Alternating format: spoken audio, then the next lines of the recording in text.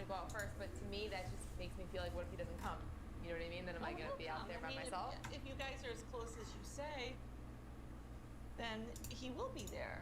So why not just come right from the beginning? I'm just saying it's something that maybe you could check out first, because he's already seen it. We talked Maybe about you that. might not even like it. Yeah, we'll figure that out, but I think you should come with me. It's always just been me and Michael, and then all of a sudden this girlfriend that he's with, says she wants to take another job, and with quarantining they've been talking about, and so he's just hearing her side. But she's not taking my son away from me that many states away. It's just not going to happen. Well, I still think it's something you need to think about. It's fun to talk about those kind of ideas, but you have to remember your family's here, especially when it's a big thing, big change in our lives. Really something that we are both fully invested in, and realistically, it's like at this point, this is the girl I want to make my wife. I have to stay strong and let my mom know this is one thing that I am not willing to negotiate.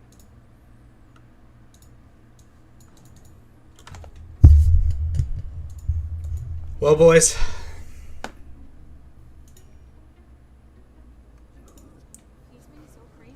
this is what happened, boys.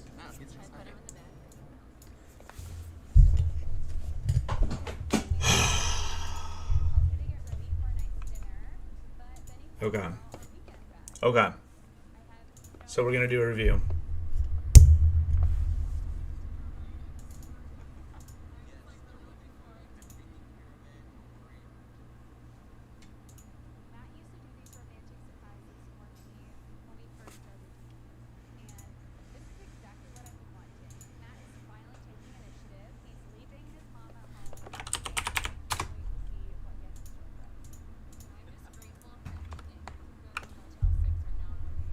So, let's talk about it. Let's talk about it. How did it go? How did it go? How did it go? It went terribly. It went absolutely terribly. So, we did the dono. We donated the $100, put the post up. So this is what happened. She said, "Fuck you, bitch. You don't use my likeness, and then I'm going to sue you." I didn't get to the part where I said all the profits being made were going to go to her via donation. I did shoot her an email. I apologized to her. I was just trying to have a bit of fun, right? That's all this was. Oh, God. Dude. I don't know.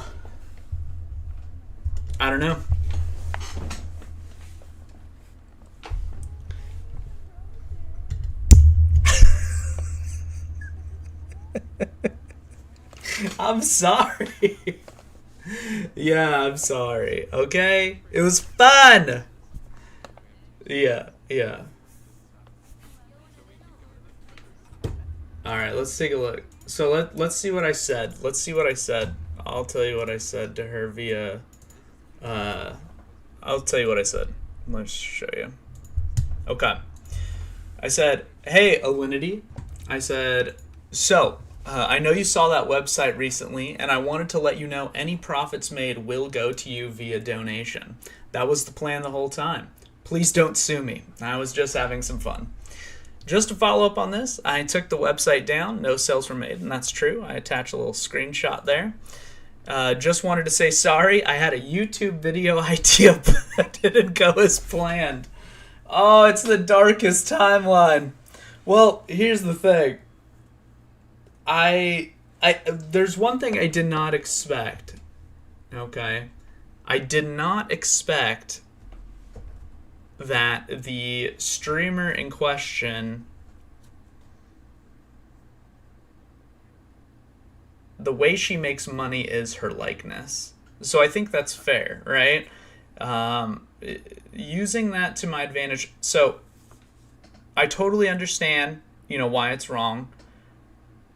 but it was just a bit of fun. Maybe if I was able to explain a little bit more to her. This is why making things like this is a little bit difficult. But I've shot my shot, and it fucking missed. It missed, bro. Okay, so, yeah, so let's take a look. So, I know you saw that website recently, and then we'll go ahead and open it up here. Let me see here. So, I messaged all the mods to get my message out there. I think she's ignoring me. And that's fair. That's good reason. Maybe she'll shoot me an email later. But yeah, no, I totally, I wasn't doing it to, hurt anything Alinity-wise, right? I was just doing it for some fun. And that's all it was. I figured the $100 donation would be the bridging tree. Oh, this is so doomered. Well, that's what happens when you gamble, kids. This is why Gamba is bad. I gambled with $100. It was like I pulled the slot machine and I lost. In fact, I lost so much, I might have a lawyer come attack me now. I don't know. I don't really have much to lose. I don't really have anything left of value. So, it was just here's the thing. It was going to be a fun YouTube idea, right?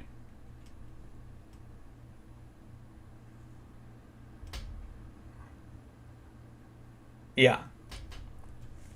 Yeah. Oh, it's so doomered.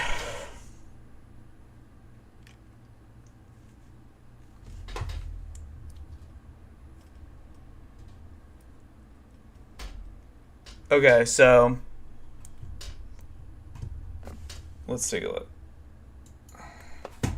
Bro, I don't even know how... Okay, so for everybody that just joined, let me explain. I did this YouTube idea. I took the website down already, so I can't show you, but I basically made just a real quick, funny website. I put Alinity's picture on a lot of different merchandise, and I did it... So, and then basically the idea was to put a hype chat in or whatever, basically promoting the website, have her go to it, and then I was going to send her some merch, and then any profits that I made during the thing, I was going to give to her, her as a donation. Like, I'm not going to try to make money off of somebody's likeness, obviously. And what happened was the darkest timeline. So I linked it, she noticed it, and then she got very pissed. And you know what? And I'm sorry, all right? It was, maybe if I could have explained better, to be fair, 300 characters is a hard fit, or a hard bill to fit all of the, fun elements of this. So basically she's like, I need to talk to a lawyer about this. And I was like, oh man, it's not that serious.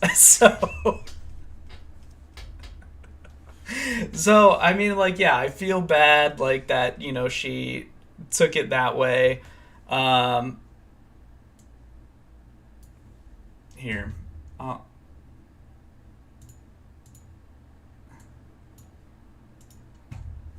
Yeah. So, basically, I do feel bad that she took it that way. But I did send her an email. So, hopefully, that reaches her. It looks like Alinity at evolve.gg. So I said, hey, I know that you saw that website recently. I wanted to let you know any profits made will go to you via donation. This was before I took the website down. That was the plan the whole time. Please don't sue me. I was just having some fun. Just to follow up on this, I took the website down. No sales were made. Just wanted to say sorry. I had a YouTube video idea, and apparently it didn't go as planned. So basically the idea was hey, get the streamer interested and, see how much money I can make, and then obviously give it to the streamer, because I'm not out of my mind, right? And then here's the order screen to show that there were no orders. So that was the idea, and it was supposed to be fun. Like I said, it did turn into the darkest timeline. And I guess we'll wait to see what happens on part 2 of this. And I'm really intrigued. Like I said, it wasn't a shot at defamation or anything like that. So, well, there you go.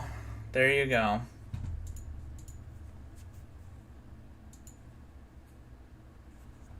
What's up, Cassandra? How are you? So I just messed up. I messed up real bad. You want to hear what happened? I did something so stupid. Alright, so I'll tell you. So there's this streamer, right? Do you know... God, do you know the Alinity lady? At all? Her name's like Alinity. She streams on Twitch. She's a pretty big Twitch streamer. The cat. Shit. I don't even know about... Okay, that's actually super sad. I have no idea like who this lady is, and the only thing I knew about her was that she streamed on Twitch, and she's like a simp streamer, right? So what I did, I can't show you the website because I just took it down. But basically, I made a website and I put like pictures of her, like, and her with her, animals, things like that on the website. And I was basically going to sell products to her fans, and then any money made was going to go back to her because I wasn't trying to profit off of like somebody else's likeness, right? It was just a bit of fun. So basically it was a YouTube video idea. So I made the website and then I posted it in her chat. And she got notice of it because it was like a hype chat, so it was posted at the top. So she instead of the reaction I wanted was her to be like, "Oh, that's awesome," like, whatever. Instead, it went to the darkest timeline. She got immediately pissed. And then she was like, "Oh my God, I'm going to have to like contact a lawyer about this." And I was like, "Oh no," like, and I was already like banned from chat. I know, it's the darkest timeline. So I sent her an email. I was like, "Hey, Alinity, I know you saw that website recently, and I wanted to let you know any profits made will go to," and this is before I took the website down. So I said, "Any profits made will go to you via donation. That was the plan the whole time. Please don't sue me. I was just having some fun." And then I said, just to follow up on this, I took the website down, no sales were made, and I did take a screenshot. Oh no. And I said, just want to say sorry, I had a YouTube video and apparently didn't go as planned. So, yeah, that's what happens, man. Oh man. I guess I should have done my research on her. I didn't know she was, Oh, you're getting sued. Bro, I know. I have... Phooey. I mean, what are you gonna do, though, right? Did she post... Oh, shit, that's right. No, she probably didn't. Let's take a look. Oh, I gotta make sure to use my posts sparingly, right? Who is this? Is this the one? No, that's not Alinity. I don't even... Twitter... So yeah, I basically... Let me see, did she say anything? Oh, Jesus, okay. We're not streaming that. We're a PG stream here. Yep, we're closing that. But anyways. So, that was the idea. Didn't work out. I don't think anything will happen of it. But it is quite interesting to see... that go out. So I guess the thing that I thought was going to happen was that it was just going to be a funny thing. It is what it is. Shot my shot. Did not work out.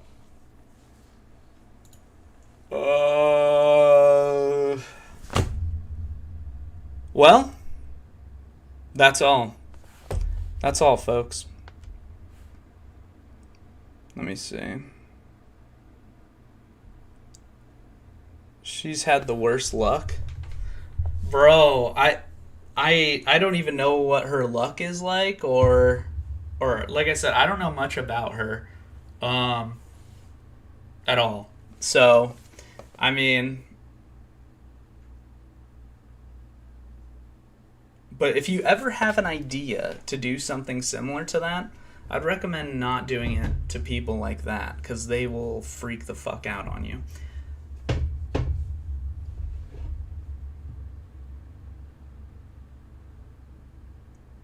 Anyways, so time to move on. Thanks for the advice. Yeah, you're welcome. Oh, God. Let me think. What now?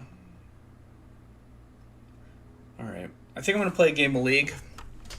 I'll play a game of League and then we'll see. I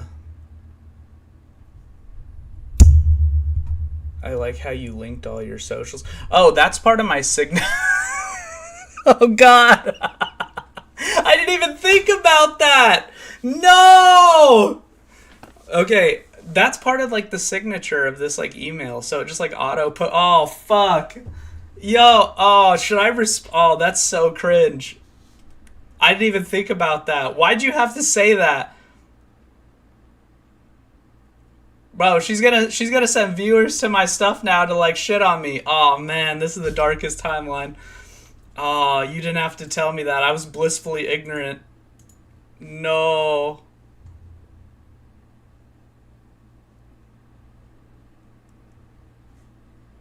Ah, damn.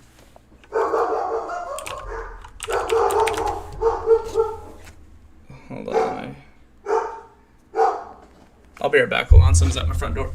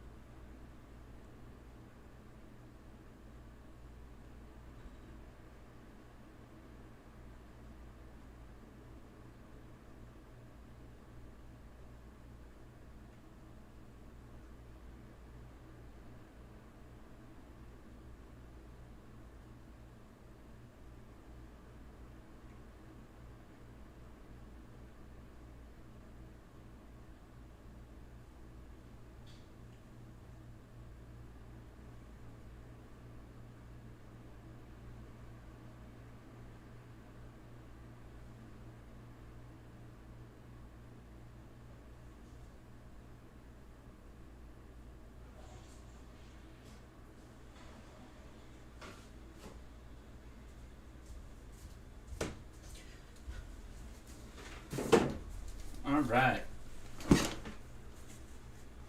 When did that happen on her stream? Oh, you want to watch the VOD? Oh, God. When did it happen? Oh, shit. I think I did it like an hour ago. Oh.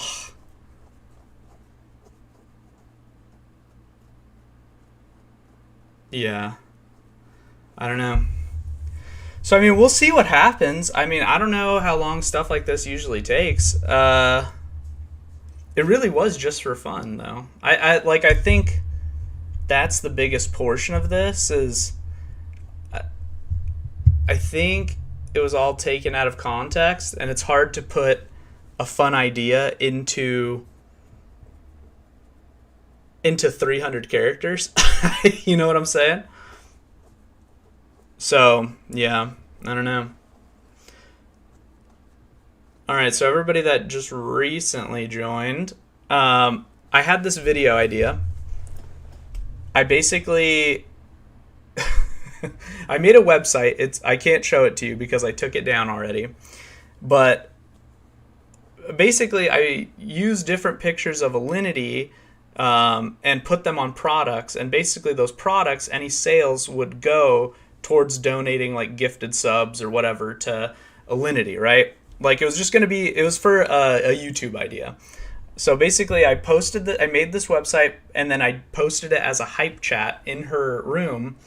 And basically what happens is she catches wind of it, she finds out about it, and obviously, and she immediately got very angry, which is fair. I you know, like, I'll give her the benefit of the doubt on that. Like, I think, hold on one sec. Hey, what's up? Huh. Let me take a look.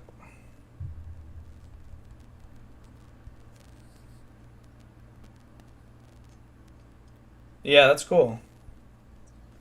Yeah, I like it. Yeah. Oh, nice. Yeah, I mean, that's a lot, but whatever.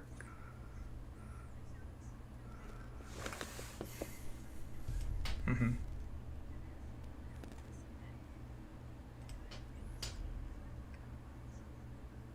Yeah. Yeah.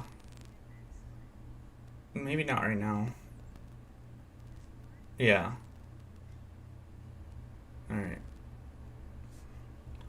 Fine, just get it. Oh. I think I'm gonna get sued, though. Dude, that Alinity got so mad that I did that. The Alinity lady, you remember I told you about my video idea? Yeah, she got so mad.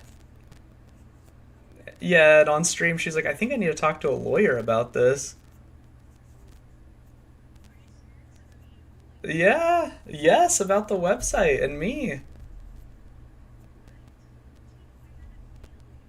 I didn't know she would get that mad, though. That's crazy. Like, it was just for fun, and all the money was gonna go to them anyways.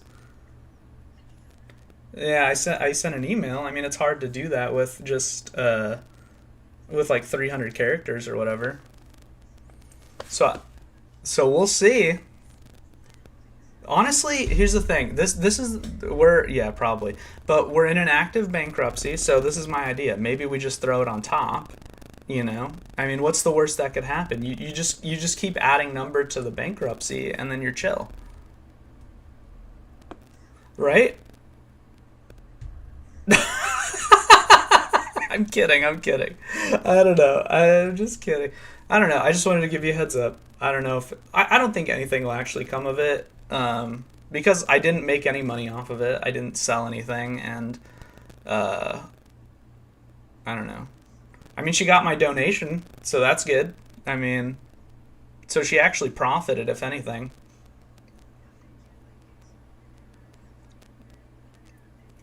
I basically said, hey, check out the... So in the web... Like, I basically said, hey, check out this website that I made, Alinity, and if you want any merch, let me know, and like, let me know what you think, basically. And So yeah, then she got upset.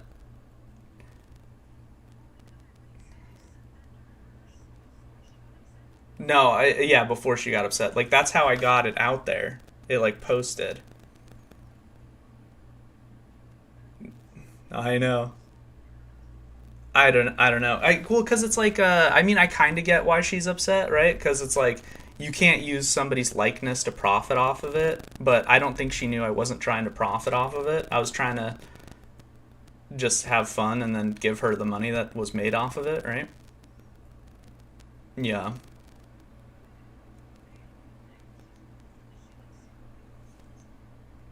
I mean, she has like 4,000 viewers. Yeah, she has quite a few viewers.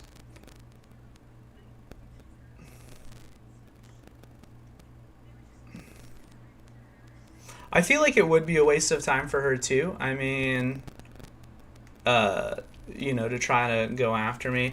Honestly, like, I think it would actually probably be worse for her to go after me just because, like, in the public image, like, why would you do that or something? I don't know. Maybe all of her, fan people would back her up for sure. And, like, it's fair that she's upset. Like, I'll give her that. I didn't think she would get that upset, but yeah.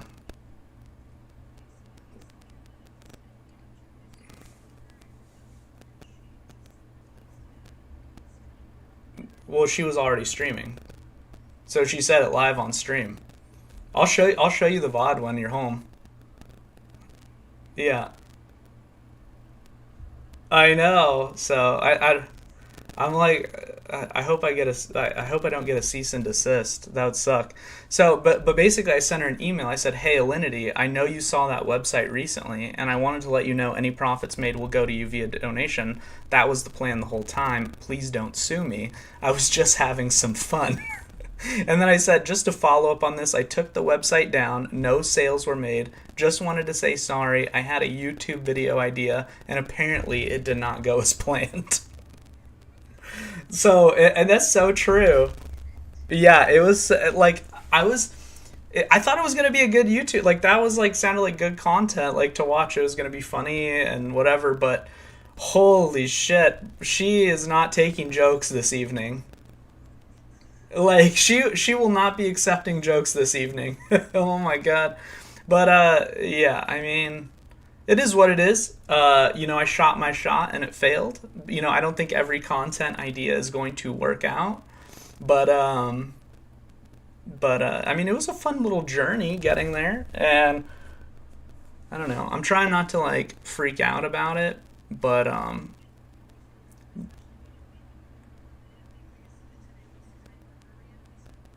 yeah. Yeah, that's true. I mean, she'd probably lose more money than she would actually get out of me. Like I said, I mean, what is she gonna do? Claim our grocery money for the week? I mean, I don't know. Like, I got like 4 shekels. Do you want them? I don't know what you want. I said I got a sorry and 4 shekels for you, lady. Oh man, yeah, yeah. I don't know. Okay, let's take a look. Hold on.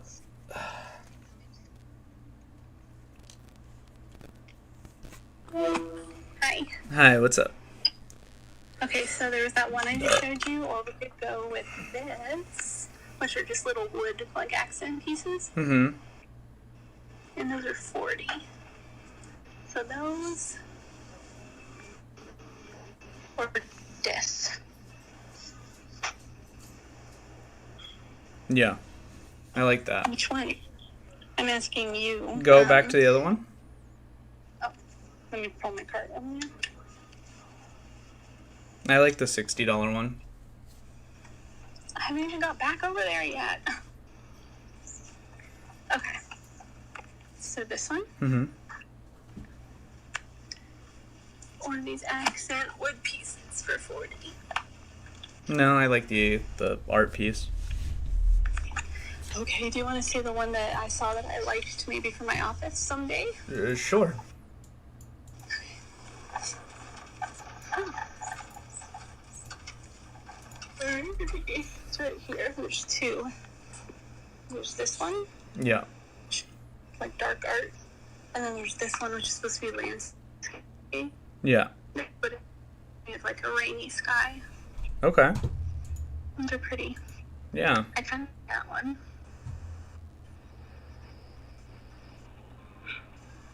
But I will be home soon. Panic, you'll be fine. All right.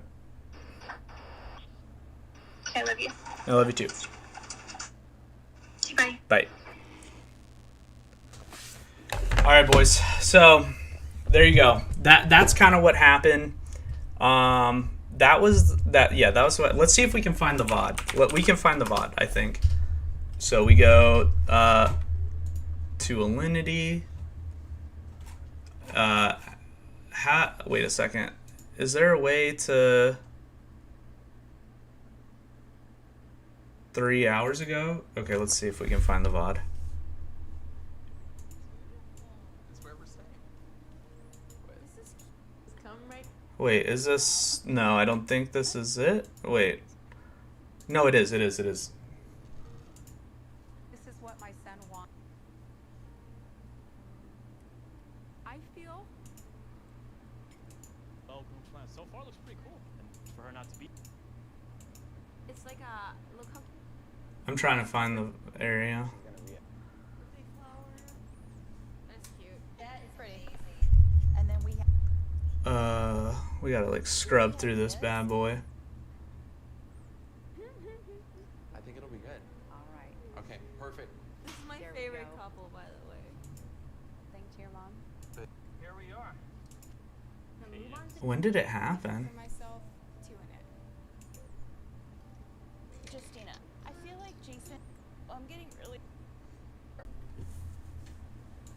She's watching a full-blown movie. Or a show, like 8 seasons. Being up on a date? I don't. Not understanding how angry and frustrated.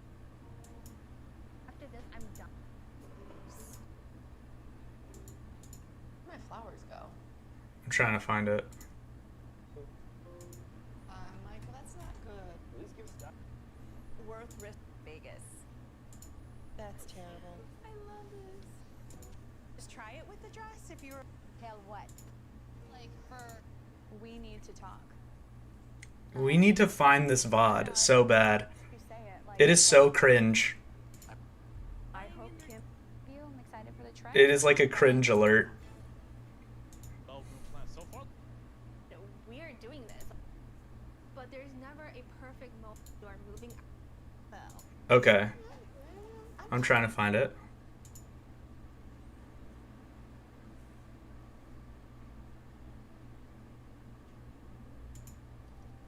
Justina. I'm trying to find it, yeah.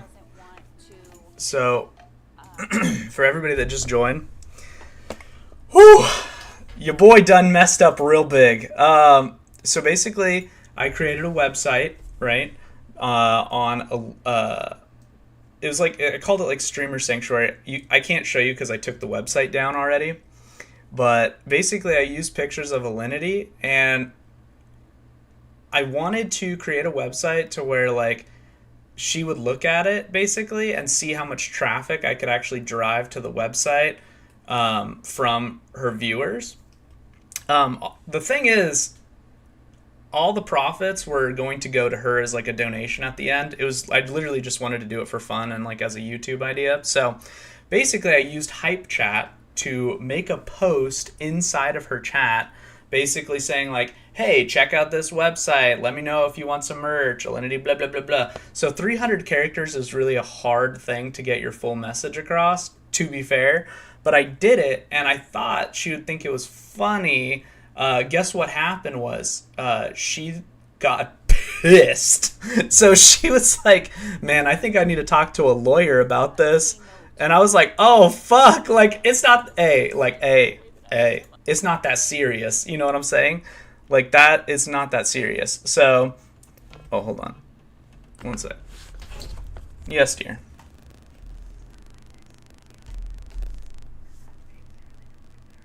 Whatever you want, dear. I'm going to leave it up to you. No.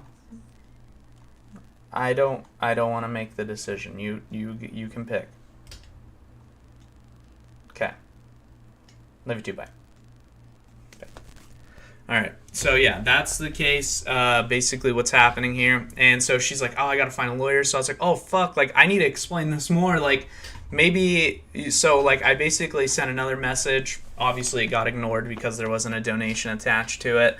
And then I sent her an email. So hopefully, I get a response to this. But basically, I said, "Hey, Alinity, I know you saw that website, and I want to let you know any profits made will go to you via donation." This is before I took it down. That was the plan the whole time. Please don't sue me. I was just having some fun. Just to follow up on this, I took the website down. No sales were made. There you go. There's the vision. And I had a YouTube video idea. Apparently it didn't go as planned. So that's all it was.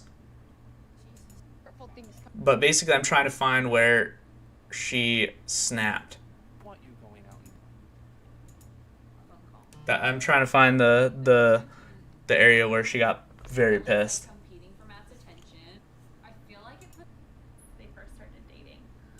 So let me see here. She's kind of been have heard of. If you, Nina is way off base when she says that. Of course, I'm fine. I'm To have this haircut. It's way too creepy. I don't know. Yeah, and I don't know. Like, I don't watch Alinity, right? So like, I don't know her likeness or like how well she receives jokes or anything like that.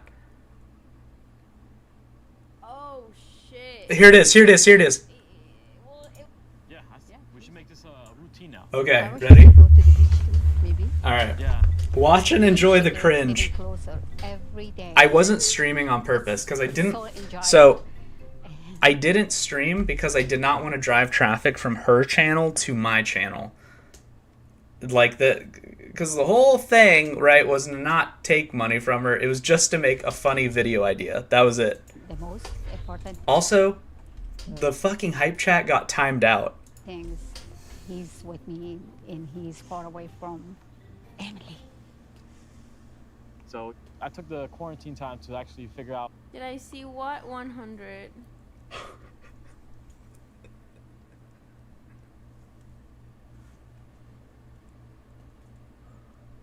$100 got timed out.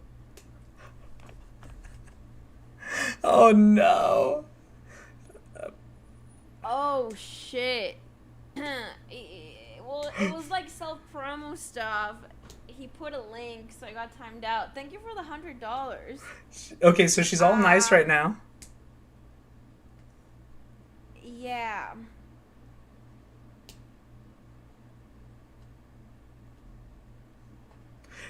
They say $100 cheap for the promo. Oh fuck.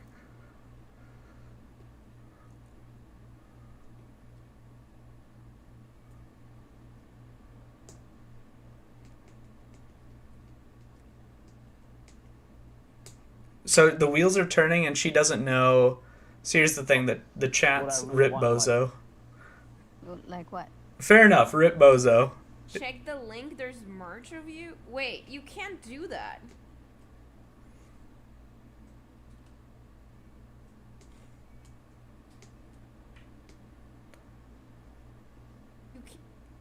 You're not allowed to do that. You cannot sell merch with my likeness. Fair enough. Fair enough. I'm gonna have to talk to a lawyer about this.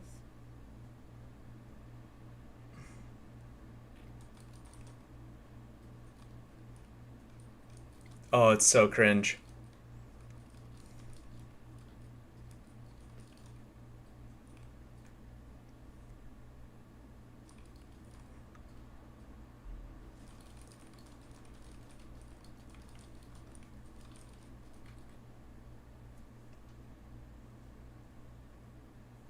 Anyway.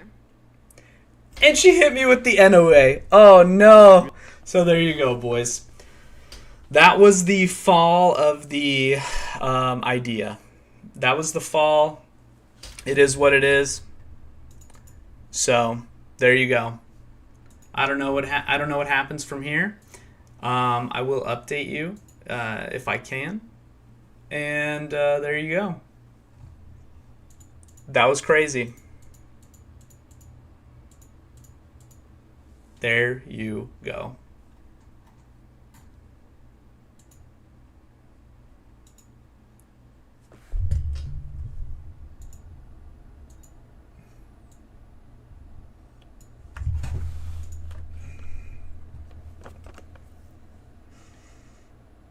All right. Well, is what it is, boys. Is what it is.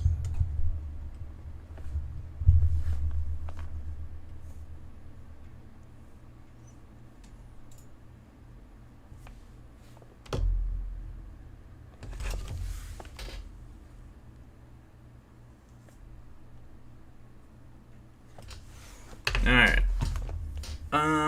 Let's take a look. We'll watch some YouTube vids and then play some games.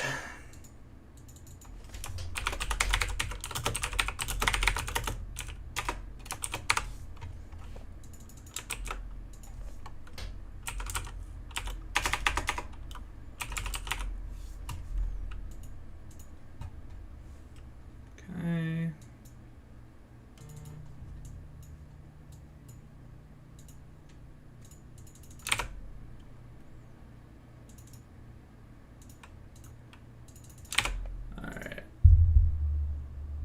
So, oh, one sec.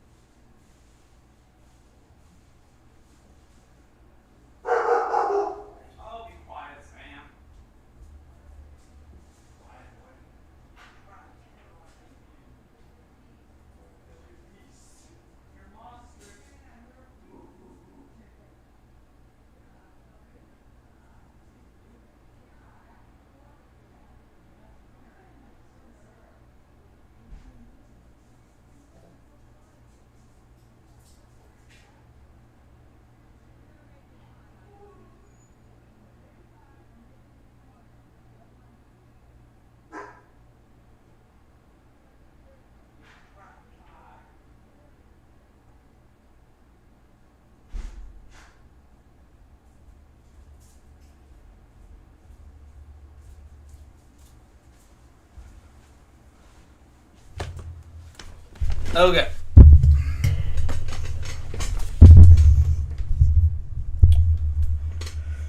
All right, let's take a look.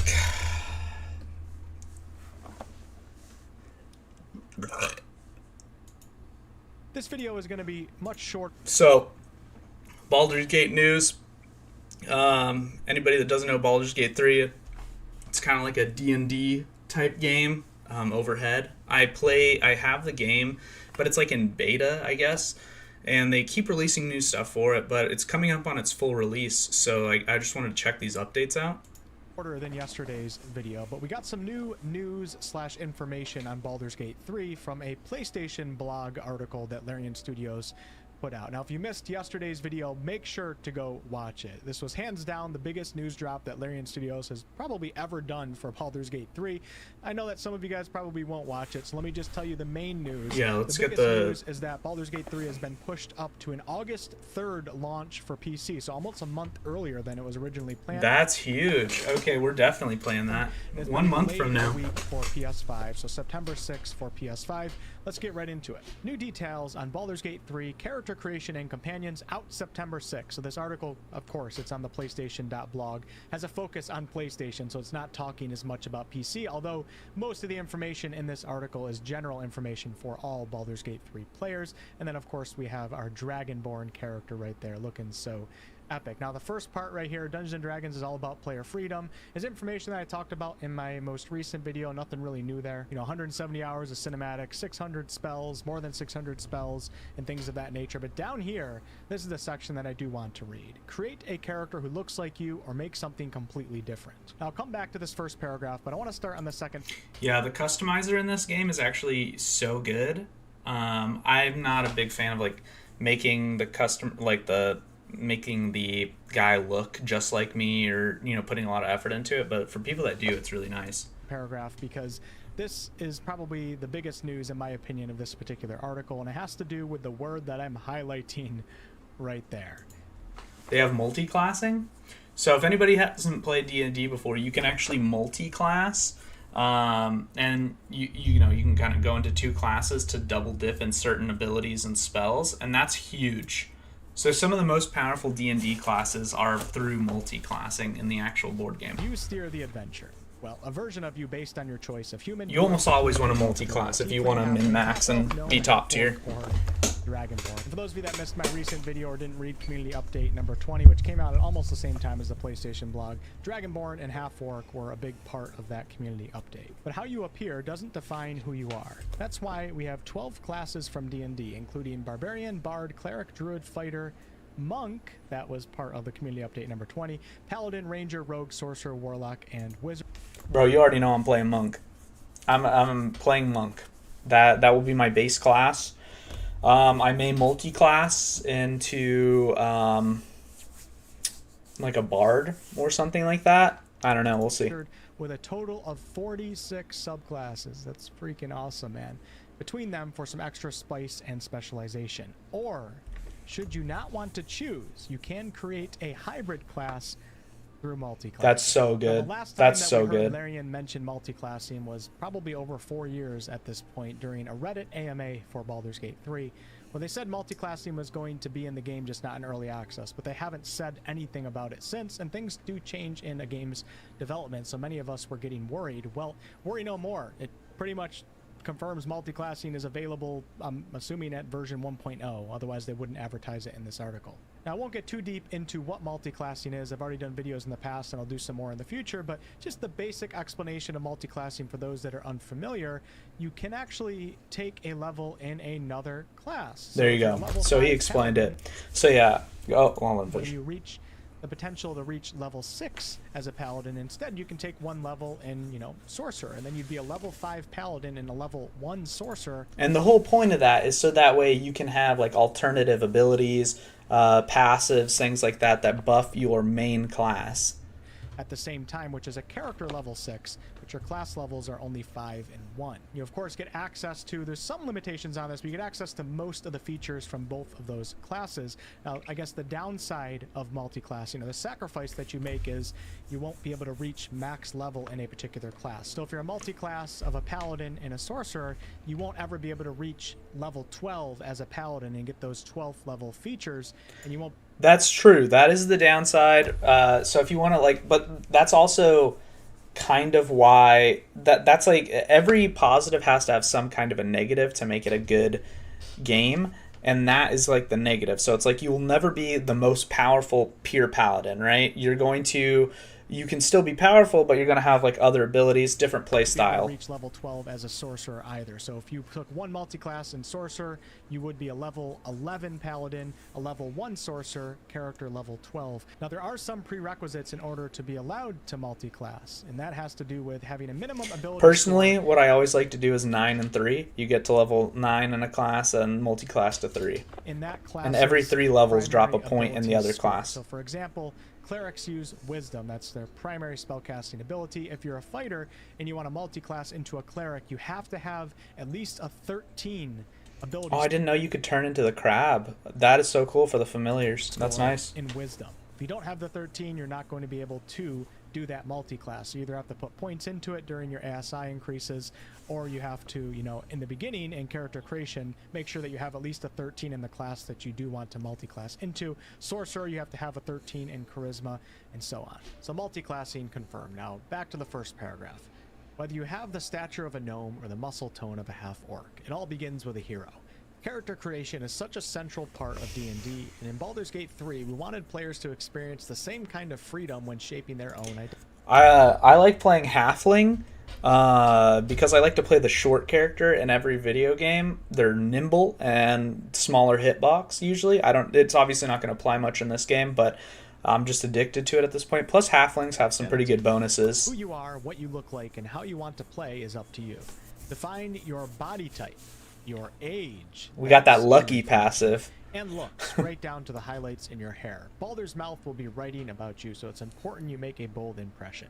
And Baldur's Mouth is the news organization, news agency based in the city of Baldur's Gate. And the last line in this particular section says, get as macro or micro as you like. All right, let's take a deeper look at these 3 beautiful screenshots. And this is, of course, lots of from details. The PS5 version, and big details. Comes to Xbox, hopefully sooner rather than later, which I think it's going to. It's going to look probably very similar on Xbox as well. So this is different than the PC version that many of us have been playing. So on the top here, we have the tabs Origin, Race, Class, Background, Abilities, Skills, and Appearance. Pretty much the same as we have it right now in Early Access. Right. And then you can choose if you want to play as a custom character, your own Tav character. Those of you guys that don't know what Tav means, basically that's like the default name that you're given with your custom characters in Early Access, and a lot of players end up forgetting to name their character and they're stuck with the name Tav. So when you see Larian Studios say Tav, that's what they're referencing. It's not a meme at this point. So you can choose a custom character. I didn't know that. That's actually really funny. That's like when you just click, you're just nexting through trying to Origin character get to the game.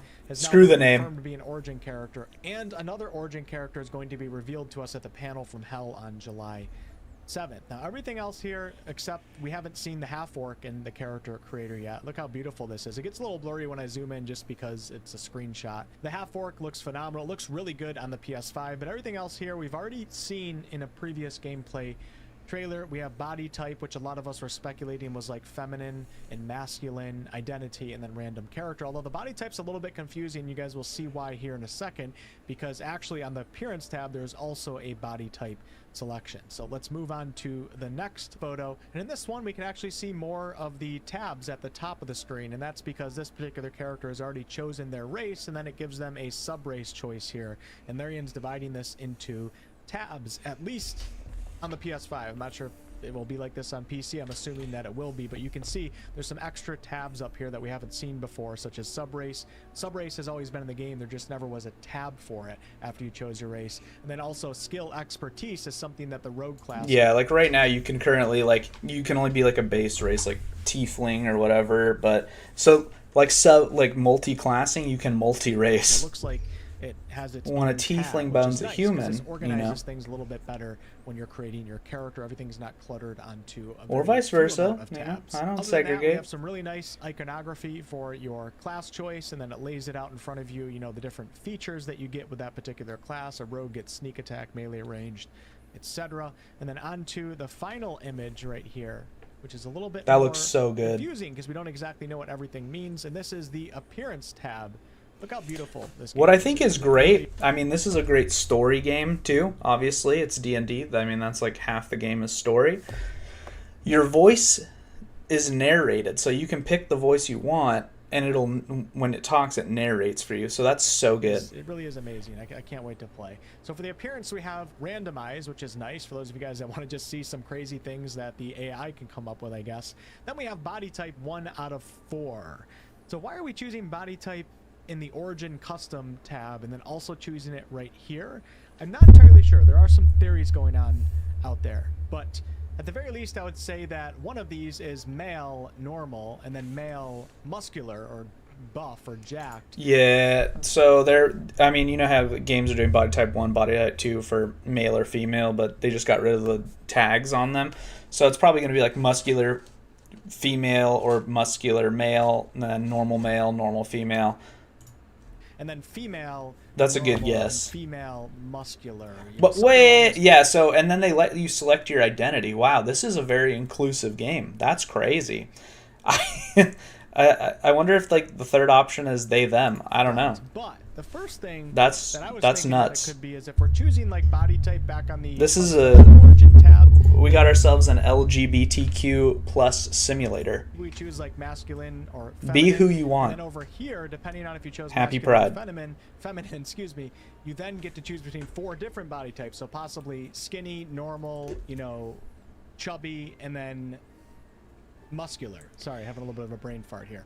Don't know exactly how that's going to work, but we know for sure that there's going to be at least a few different body types to choose from. We're not going to be stuck with that normal, you know, average looking body. Although I don't think the characters in BG3 are ever average looking. They're actually all quite fit. And below that we have identity, which is already they're out there early running access. around. Voice, we have 8 choices for the voice, so more voices have been added, which is great. Even though the main protagonist or your character is not really a voice character in terms of reading all the dialogue, there still are some voice lines, and it's nice to know that your character has a voice that you chose as opposed to the game. That's what I was saying. And It's for so face, nice. We have 8 different heads here, and that is more than we currently have in early access as well. I'm not sure if this is divided into female and male. In early access right now, if you choose the sex of your character, you're given only the faces that represent that sex. That could be different right now. They might be clunky. Oh yeah, I mean, just I bet you it's 100% different with how many different selections they have here. You know, and it being an LGBTQ plus simulator apparently in this, you're going to be able to select the face of a freaking aardvark if you wanted. Everything together. Whatever I you would want. assume that we have Now, that's good. Customization's good. Inclusivity good. I think you have Who like gives a fuck, 4 to right? 6 faces for most of the races right Let now. them eat Now we're cake. seeing 8 right here, so there's definitely going to be more to choose from, which is always good news. And then for skin color, we have 120 choices here, which is just pretty insane. So you guys can go crazy with your character's skin color. And then maturity. This is very new to us. You hear that, boys? Everybody can have a cat girl. Let's go. Tabaxis. I love that Let's Larian's go. putting this in here. I'm not sure how this is going to be, if you can like increase it by 1%, 2%, 3%, or if it's going to jump in like increments of 10%.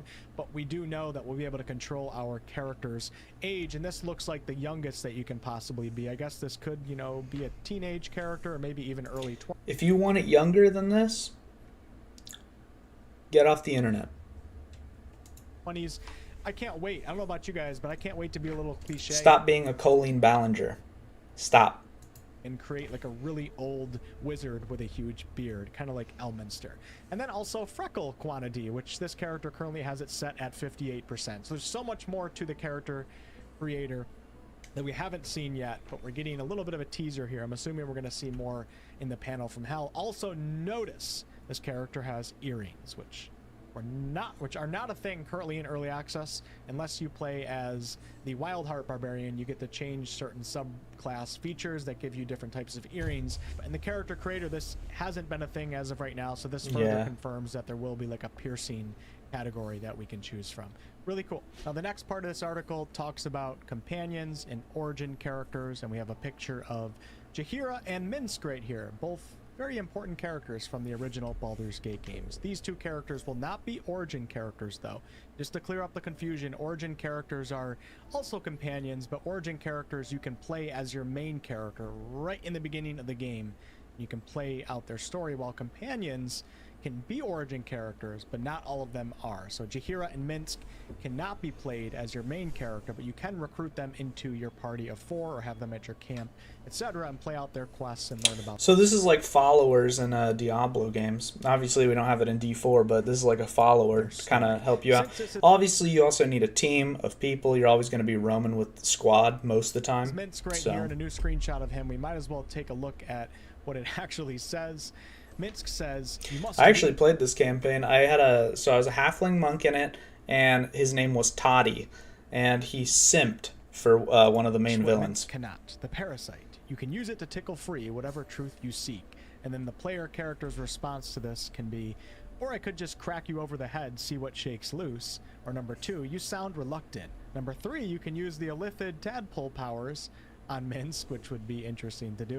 And number 4, there's no need for that. We'll find another way. I absolutely love the variety of. So I don't even like story, like these like chat select games, but this included into a combat based game reminds me of like Mass Effect a little bit, and I thought that was so good. Also notice so good. portraits are definitely updated. We did see this previously a few months ago when Larian released some information, but it's really cool to see. Down here we have the description talking about Karlach, which I talked about in my previous video, a confirmed origin character, which is great. I can't wait to see her entire story. I'm very curious how her story is going to work out with her coming from the Nine Hells, or originally coming from Elturel, but then she went to the Nine Hells. And then we have a few paragraphs that I guess I'll read because they are somewhat new. Like a cast die, every decision you make in Baldur's Gate 3 has the potential to alter the course of your story. As you create your legacy, the people of Faerun take note of your actions, chart your adventure, and make their own judgments based on their own inclinations and expectations. The decisions you make in-game have far-reaching, near and long-term effects, but every choice you make is valid. It's your story unless you die.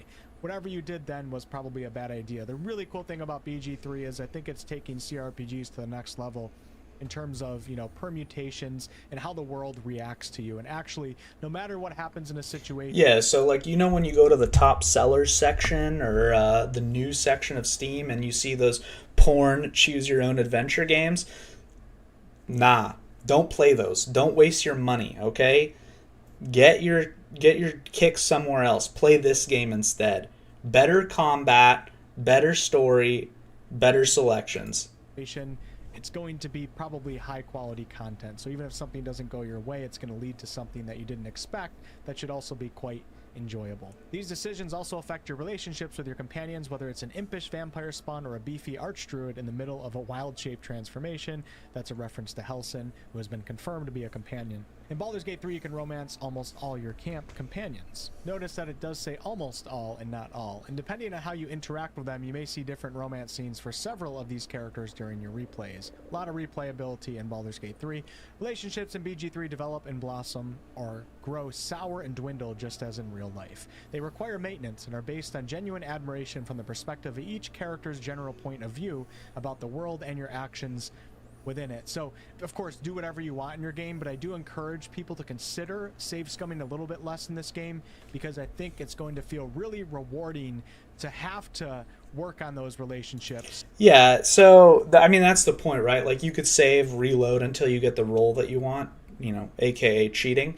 So, basically saying if you want to have a good time playing the game, just don't cheat, and, you know, you'll enjoy your experience, which I 100% agree with. The whole point of D&D is, like, it's luck of the roll, right?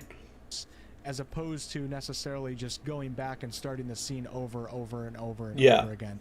It's not fun just to be given exactly what you want all the time. I guess for some people maybe, but what makes D&D so spicy is that you can roll a nat 1 and stuff gets very shitty very fast. Do whatever you want, enjoy the game, but I encourage people to at least consider trying to play things out. If something kind of goes wrong and you fail a charisma check, try to win back the love of that character, and I think that's going to be very, very enjoyable and also highly motivating for many players. The dating world in BG3 is your oyster. It is what you make it. We'll give or take a few dice rolls, but we'll leave some of the more intriguing visuals for the Panel from Hell release showcase, which is airing July 7th, where you'll also have the chance to meet our 7th and final origin character. Sorry, I'm not talking that well right now because I've just been working constantly lately.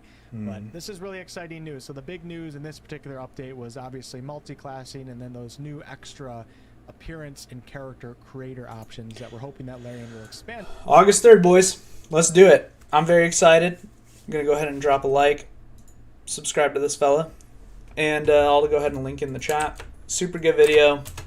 Good updates. I definitely want to get this game. It's looking very nice. I already do have this game, but I'm looking to play it on the 3rd of August. Let's go.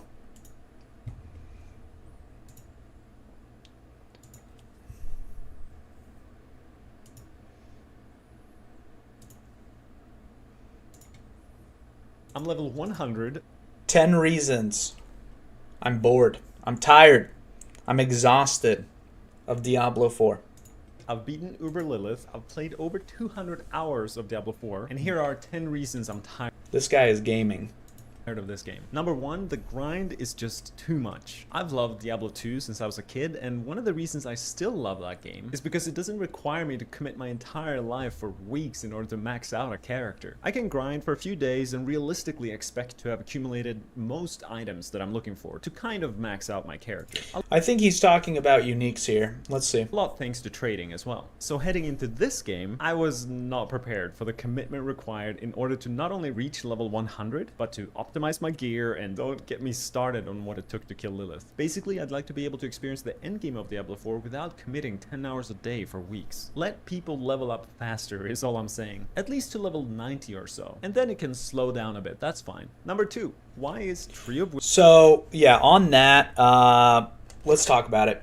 The level 100 grind, I think, is fine. I think grinding to level 100, making it that difficult, is actually perfectly fine. However, what they need to do is add a difficulty tier in between Inferno and Uber Lilith.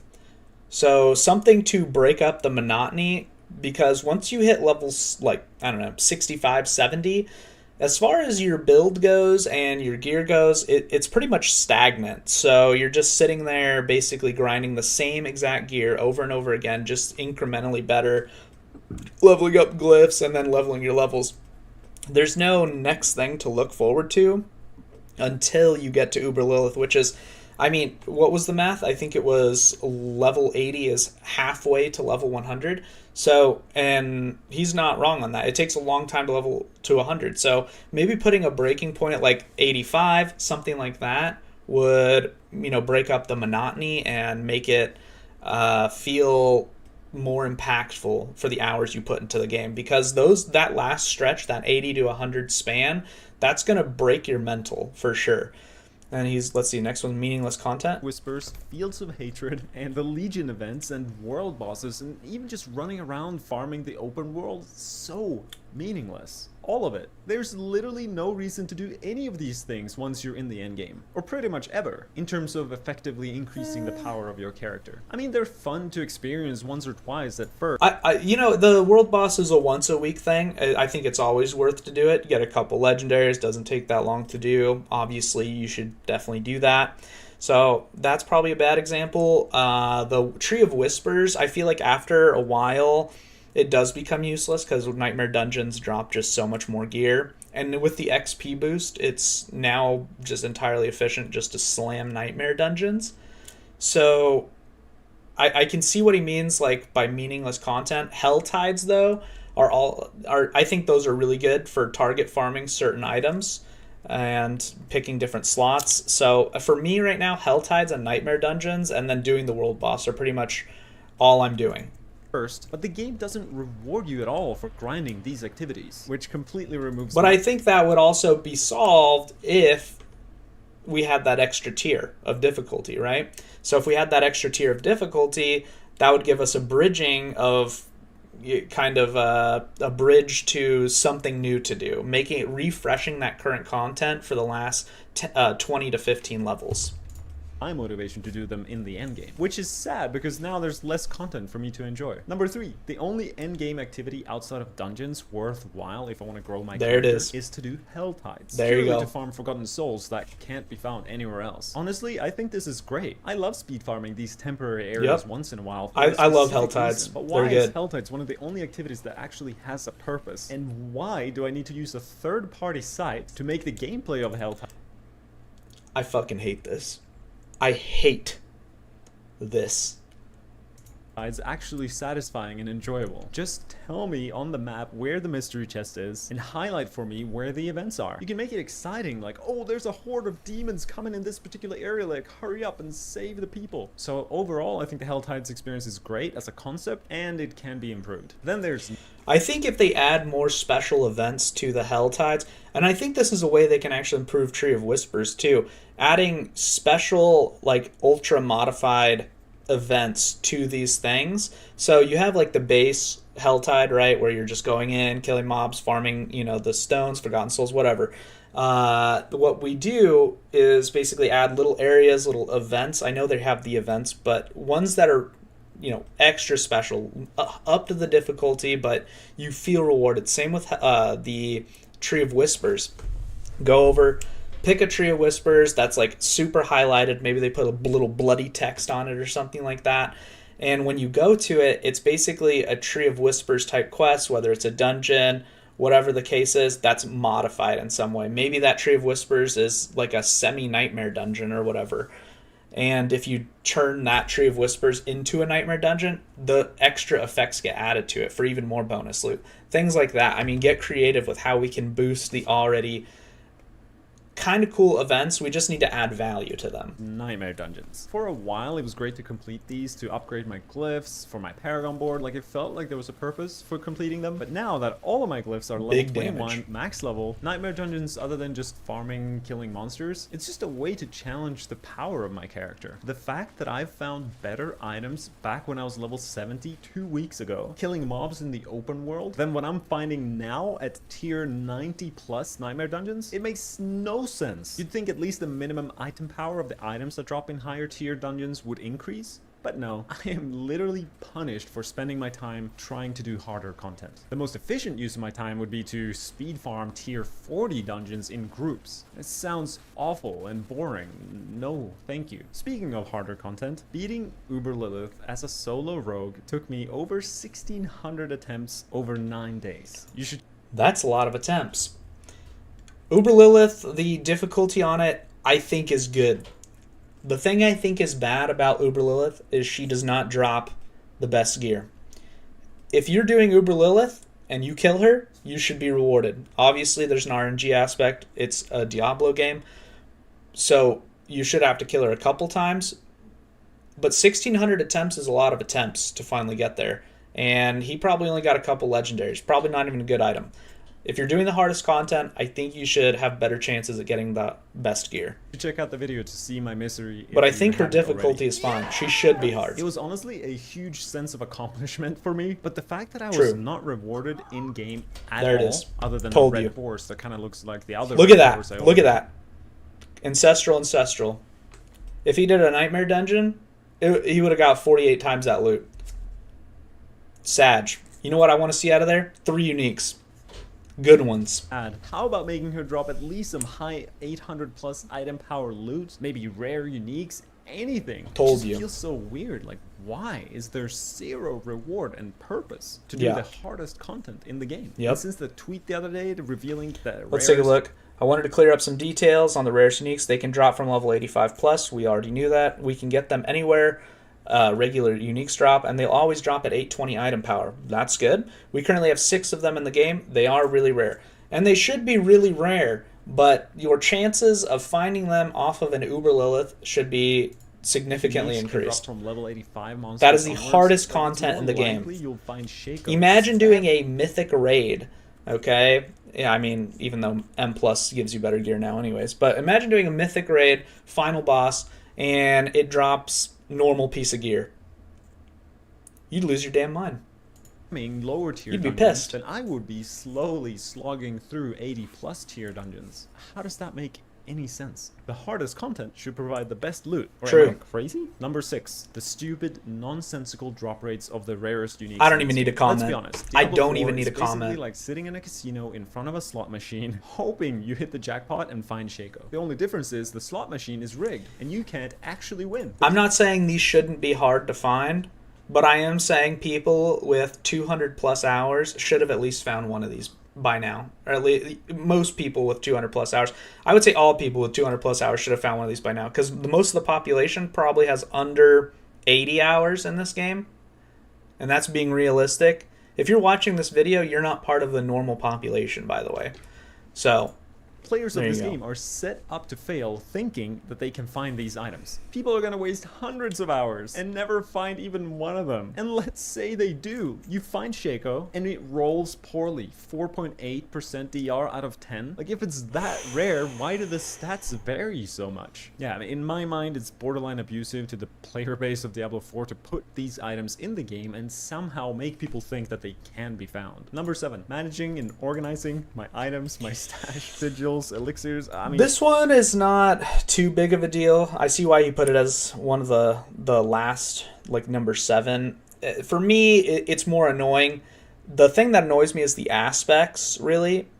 This is annoying to look at, obviously, but when you have aspects, they all look the same, so it can kind of be monotonous and annoying. God, it just feels so bad, frustrating, annoying to not have sufficient. It's just space tedious. for all Something the they items could that you fix may easily. pick up. And a lot of times not even be able to pick it up because my inventory is full, and then I have to hover over each individual item to read to see if they're good or not. I mean, I think I've read more text over the last 3 weeks than I have in my entire life. I'm an audiobook kind of guy, and instead of giving me the option to mark an item as junk, just give me the option to lock an item as quality. This way I only have... Yeah, Diablo 3 had this. They had the set as favorite.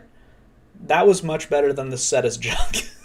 to lock an item 1 out of 100 times instead of junking an item 99 out of 100 times. Number 8, we had 2 beta weekends, a server slam, and right now we are in the 4th beta of Diablo 4. It's hard to accept Look at that this wall. because it's technically It's a not thick true. wall. We can all play the full game, we paid for it, right? But it's definitely a work in progress. And we knew this coming into the launch of this game, but there's so much that would improve the experience of playing this game. And I am surprised most of the obvious changes that would make this game better have not been implemented yet. That butcher There's is... not enough build altering aspects. That butcher's or lost in leaks. the There's sauce. just a select few items that are fun that I tend to gravitate towards, which is a great starting ground. There's not many items that allow for creativity. A lot of it's just bonus damage, bonus armor, and 90% of builds ends up using the same ones. I'm definitely excited for more build variety in the future. You know, different ways to deal more damage, different ways to be more tanky. Finally, number 10. The concept of trading in this game is amazing. I kind of like that you can pretty much only trade rare items and that in-game gold has become a trading currency. But how do I find people selling the items that I'm looking for? Or people who want to buy?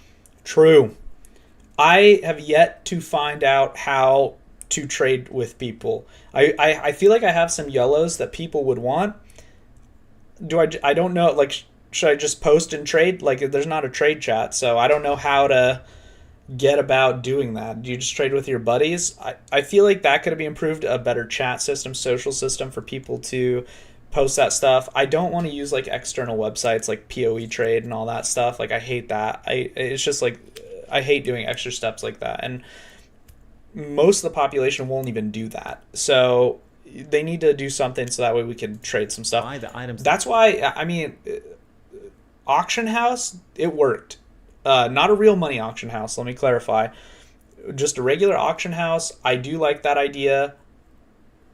It worked in Diablo 2. I think it can work in this. Do I have to use third-party sites or random discords? This seems crazy to me. Here's a free tip for Blizzard. Have a look at the systems of the most successful trading sites out there. Have a brainstorm and look at ways to improve them and put it inside your game. It's shocking to me that features like this aren't there for launch. I mean, there already is a shop. You could just implement a basic system in there allowing people to list their items. I'm sure Damn Blizzard right, there's will a make shop. extra sales just from people having to click on that tab in order to do their trading. Whatever they end up doing, an in-game way to actually trade seems like a There you go. no-brainer. So this is the Diablo 3 auction house. So it actually looked pretty nice. The real money auction house was the real downfall of this thing, and bots that, bot gold and things like that. So there is going to be some downsides, but with how much gold inflation blockers they have with re-rolling weapons, things like that, I think we would have a good shot trying this again. I think it'd be worth it to try it, because being able to do a run and then go back with your loot and then drop it in the auction house feels so good, especially when you find a piece of gear that you're like, I'm not going to use it, but somebody else will definitely want this. That would It feels bring the good. community Drop it in together there for instead like of spreading 10 out mil. across a bunch of third-party sites. In summary, I love this game. I wouldn't have played over 200 hours if I didn't. And if I came across harsh in this video or something, it's because I care. This game just True. has so much potential. The key problem is just that there are some cracks in the foundation that need to be fixed fast in order to keep the players happy. Like the things I've mentioned in this video, along with all the other feedback posts and videos across the internet. And then, once Blizzard has dealt with the basics, there's a million bells and whistles they can add to this game to make it more fun. I'm excited for all the new content and seasons down the track, like new items, skills, bosses. But please, Blizzard, for the love of Lilith, fix the foundation of your game before you do anything else. Thanks. There you go. So yeah, good video. I definitely agree with almost the majority of his points. So what are we looking at?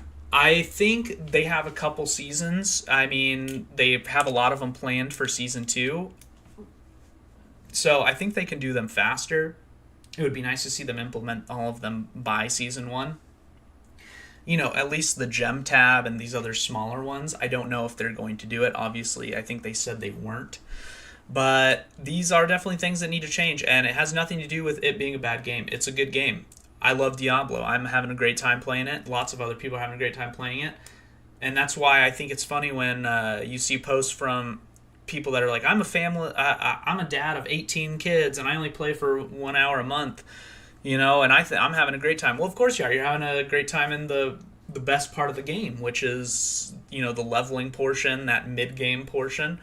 You haven't experienced the end game yet, which is still, it's pretty good. It has a great base, but it can be improved significantly. And you know, this is just healthy criticism, not shitting on the game. It's a great game. We love Diablo.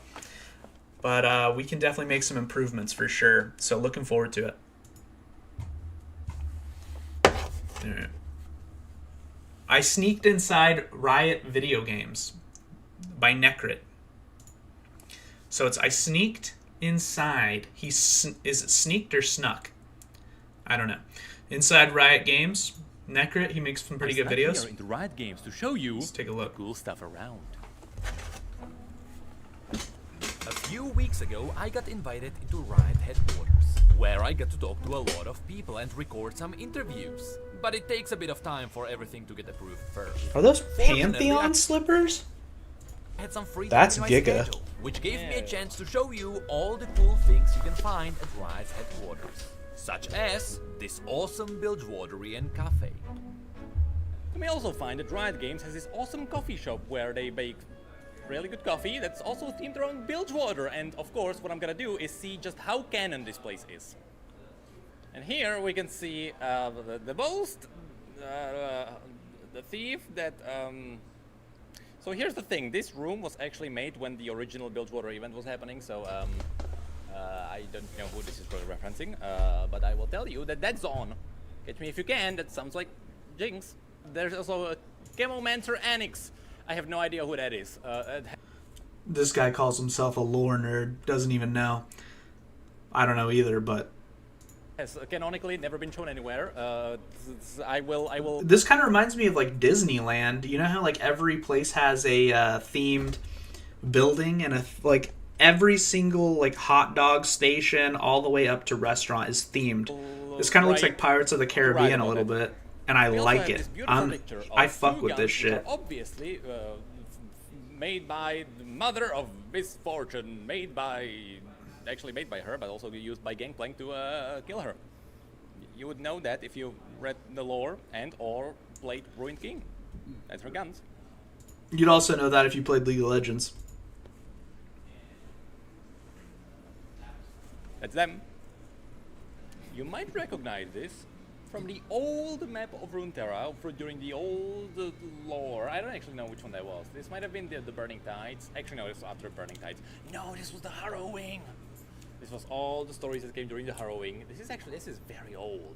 And you know it's old because you get this little map of the Shadow Isles, but you also have a little built-over mark right there, even though you should really just show the whole Valorant, but nope, back in the day, the map... So they have the map before the retcon? Was kind of weird. Why? And they just showed built-over up there. I mean, it's a Also, cool map, I mean, but... Ionia kind of fits. Still, this is very old. You may also find this poster about WAF threats, which is very awkward because why would they be in a pub where people just kill them? You can usually find them in like around like ships, you know. In the League, the Riot MMO, I guarantee you we're gonna have to kill 15 of these. Also, this is guarantee it. Concept art from Universe before kill 15 Wharf Rats. Or before they appeared in clean out the Bilgewater spittoon. Also, originally, WAF threats appeared in the Bilgewater event in like 2016, maybe. You should Google that. Also, I just realized it is canon. Bilgewater has Wi-Fi. Bro, it's 2023. We eat ass. Of course they have Wi-Fi, bro. Of course they have Wi-Fi. Ah, that's mine. They got a Starbucks in Bilgewater, bro? As you can see, yeah, that's definitely Disneylandified. It's totally canon. The canon is canon. Pog. That's based. Both. It looks like You can also a see that college right outside campus. Here we have a very That's cool. beautiful place where sometimes they actually have a hunter with a hawk on his shoulder who's just like using his hawks to like hunt pigeons around. It's a big thing. Yeah, you can't really see many pigeons around here, can you? Yeah, I think the hawks work. It's like a hawk guy. They don't know his name. He's a hawk guy. What? What is he even saying? They really buff the jungle. Bro, this is where they got the idea for bushes. That's great. Good for them. That's cool. I can't see him. Where is he? Oh, he was in the bush. I'm getting ganked. I'm getting ganked. They also have these amazing ways to transport it around. Also, these are not public. I think I'm stealing someone's scooter. I'm pretty sure it's stolen.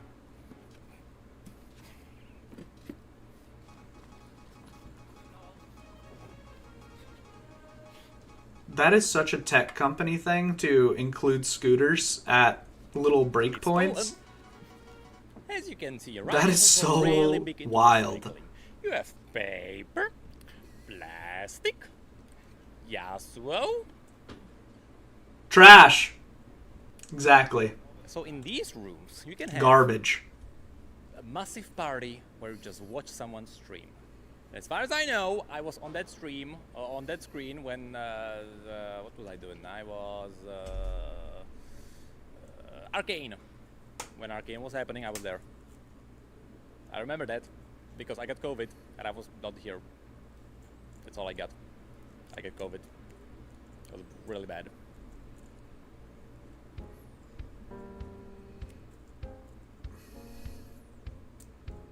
There's no skin spotlights? No skin spotlights? Oh wait, that's actually NA. Is it actually split or is it just NA. It's trash. NA's trash. No way. Oh, but there's movie somewhere. Wait, so let's take a look at this. The summoner name Mosaic celebrates those players that have left an especially positive mark on the League community through a clever summoner name, a tilt-proof attitude, or sheer creative genius. These challenger-level humans made our day better just by being in it, and we're honored to count them among our summoners of distinction. I will never be on that wall. Back in the day, I used to flame way too hard. I'm reformed, but when you murder somebody, even if you change, you still murdered somebody. So I'm not saying I murdered anybody, but I did flame. So I will never be on there. It's my shame to bear. League of Legends behaves. These amazing people surely earned their place, such as Moobeat, whom we all know from Surrender at 20, whose region Mom made tacos. He's a good guy. is of course PBE, the best of all regions. And oh, that's me. Oh, I made it after all. EU. Trash.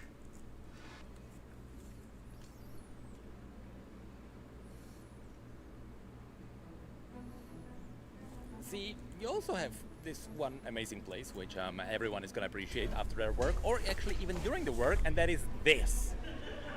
One giant room full of food that's free if you're a rioter. Actually, I'm a guest. Is it free for me? Do I have to pay? I don't think so. But it's absolutely glorious. Look, I'm not American. I don't know what I'd eat. Pizza? Something fat. Greasy? Ooh, that's a salad. You mean something delicious. No, wait, that's foreigners. You're in the wrong area. That's not American. True.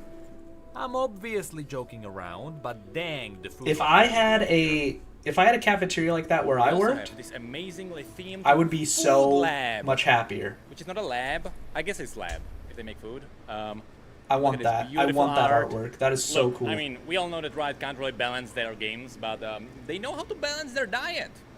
Also, as one beautiful man once said, it's not oranges. What's all that green on there? What's all that green? Oranges. It's gross.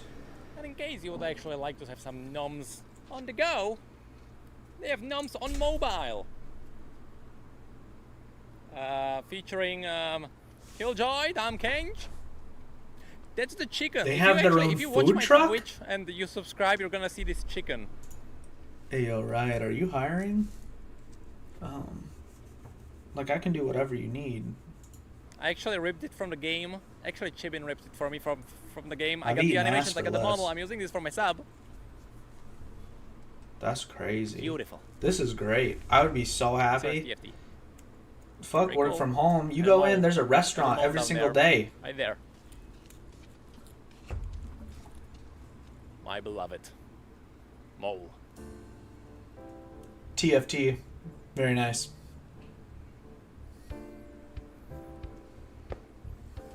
You also have this absolutely beautiful wall of all the times League appeared in, well, anywhere really. For example, we got PC Gamer, if you're really, really, really old.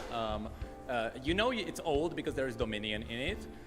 You also got Los Angeles Times, sure, from year, I don't know what that is, in like 2013. These are all their 2012, achievements. actually. Of course. Achievement unlocked, achievement unlocked, achievement unlocked. This is basically a gloat wall to show everybody just how big they are. Slap their peen on them. Penny Arcade, very famous comics, we all know those. And Rolling Stone with KDA. I actually didn't know about this one. That's a new one to me. There's a person whom okay, let's skip that. And of course, Playboy. I did not expect that. I mean, it makes sense. Did Ari do a page or what? I didn't know that's a thing. Now I know. As we walk around. Oh, they did a Sona exclusive? Where the fuck they sell that at? These offices, you'll see that sometimes.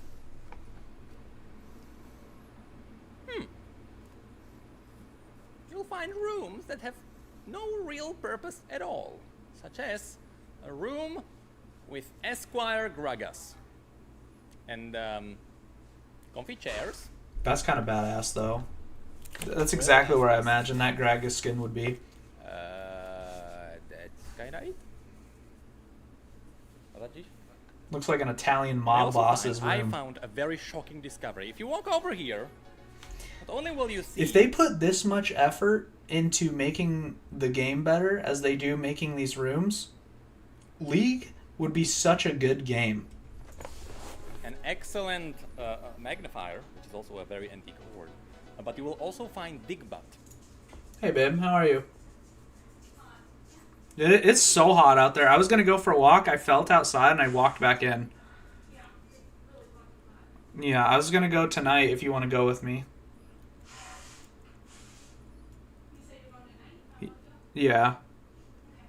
It'll probably still be hot, but whatever.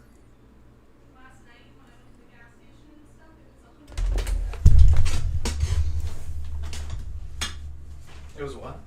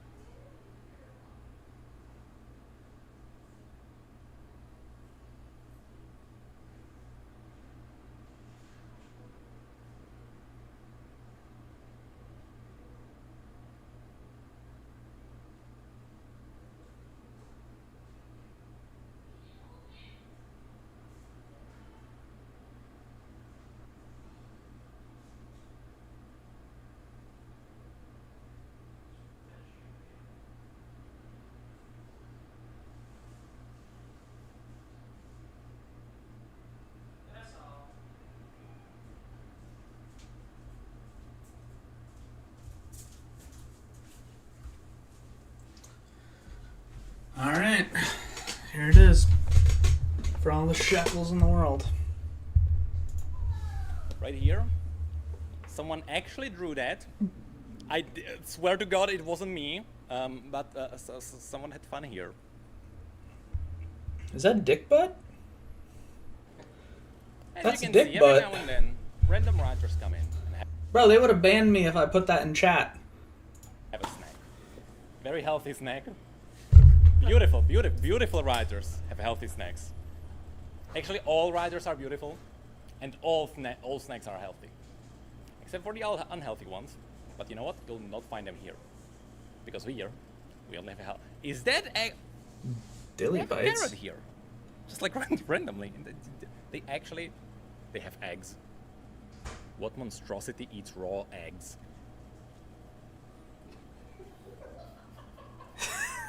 There's no way. There's no way he does that. Oh god. You know what? I'm gonna leave right now. They eat raw eggs, so they're toxic, and they're toxic because they have E. coli. Oh no. Can I walk inside?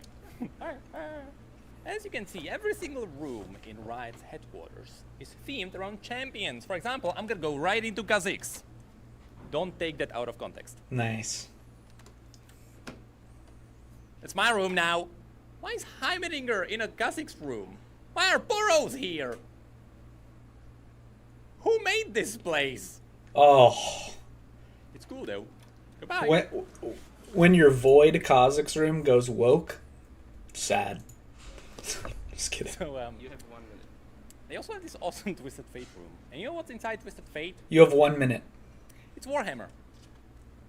I would not expect that, but god dang, they have a room to just play Warhammer. It's very cool. This is why the game is the way that it is. They're playing Warhammer, making themed rooms. They've lost touch. Look, it speaks for itself.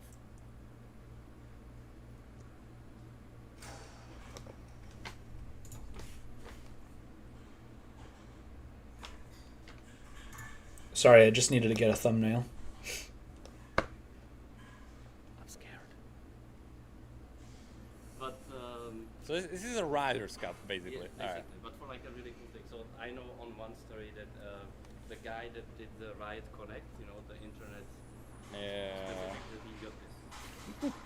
Right above the snack room, you might also find all of these amazing trophies which League of Legends earned by being cool. And also, you have this amazing cup that's just for riders.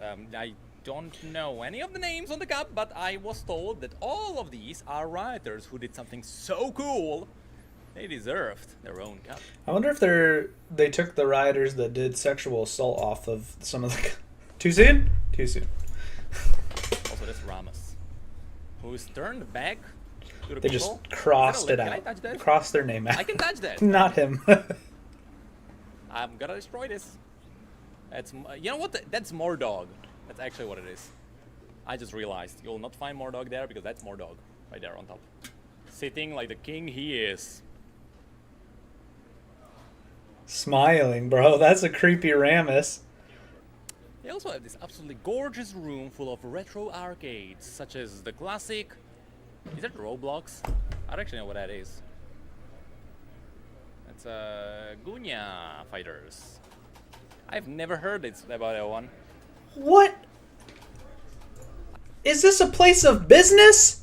Are we doing anything here, or is this... What is this place? Old.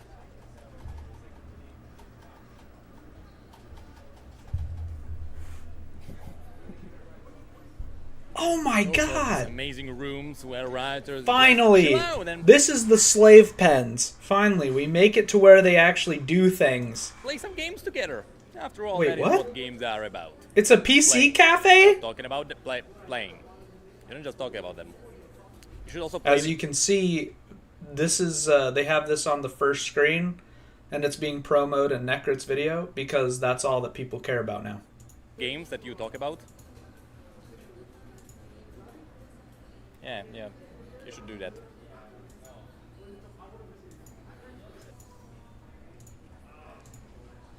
Sir, how's your game going? Terrible.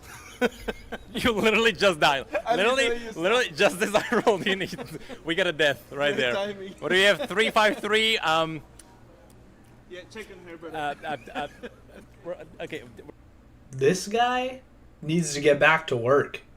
He's on the clock, and I'm trying to play a good game of League, and this is more flamey than me telling someone to go 0-1 IRL. This guy is trolling me right now. We're gonna go. Trolling me. You also have this absolutely gorgeous room full of video games. I have that same chair. If you're not I have those Secret Lab chairs. gamers.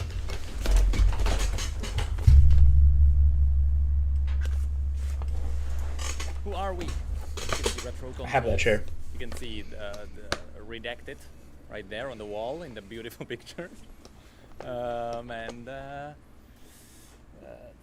Look, you can also just be a doctor for once.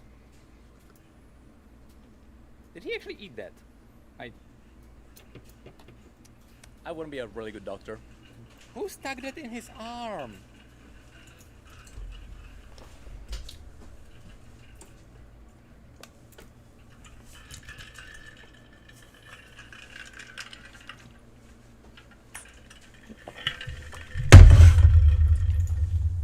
Oh, I just realized that's Sam Kench.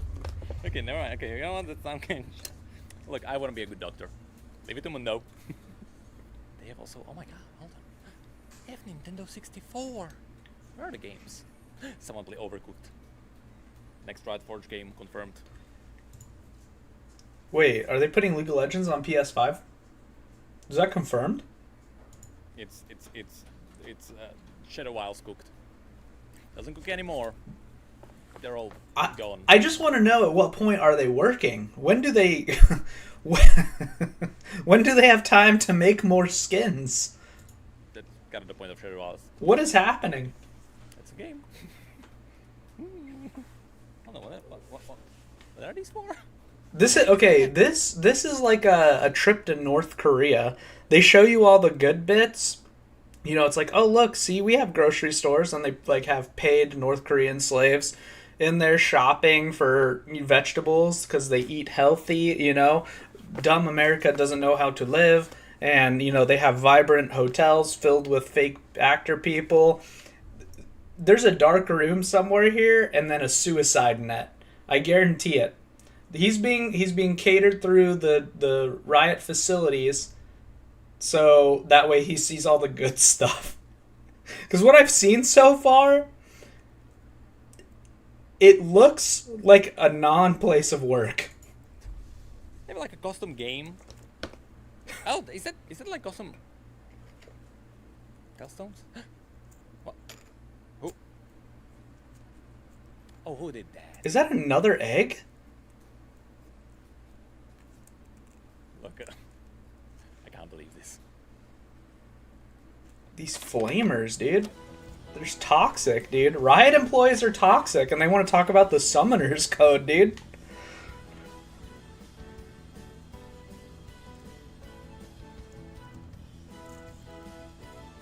I love that I have the same chair as them. I have that same chair. I'm sitting on it right now.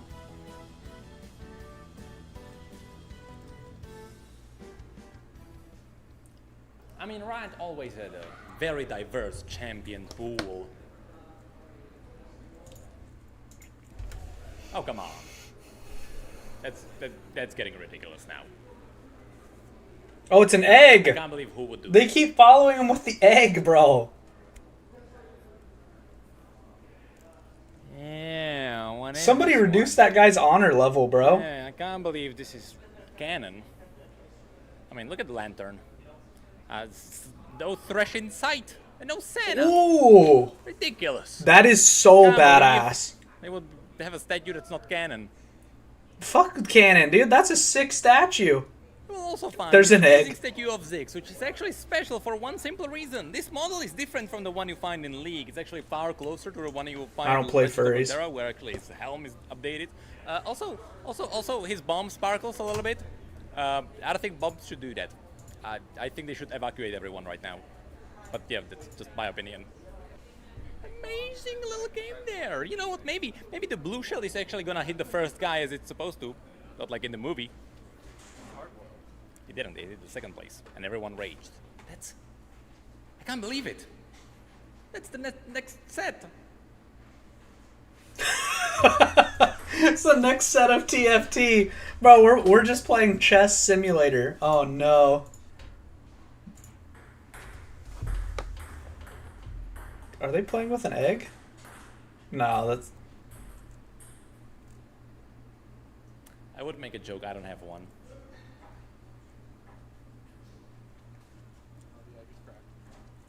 No. I can make a joke about it. Why is his ass being blurred?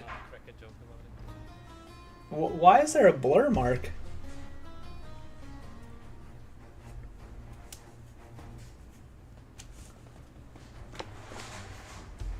Those are Mantheon Mandals.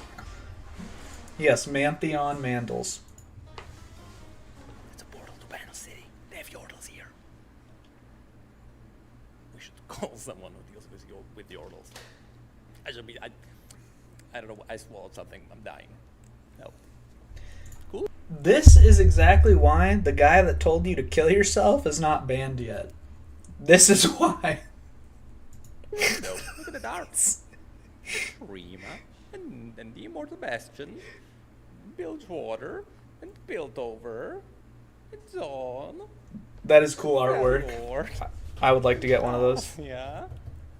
That's a Shadow Wilds. Yeah, very cool. I was here in 2060. Back in my day, I said actually right there.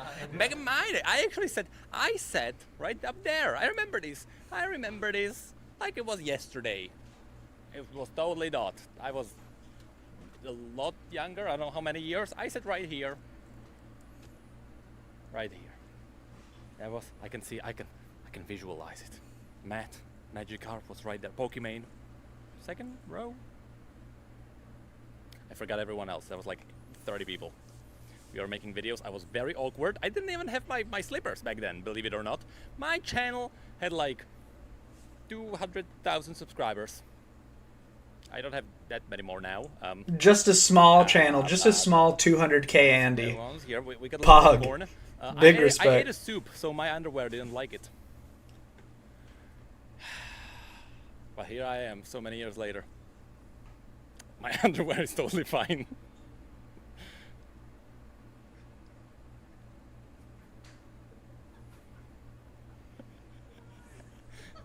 It was almost perfect. Do you not? Almost, it was perfect. Do you not know the story of my underwear? There's a story of his underwear? When he leaked soup out of his ass?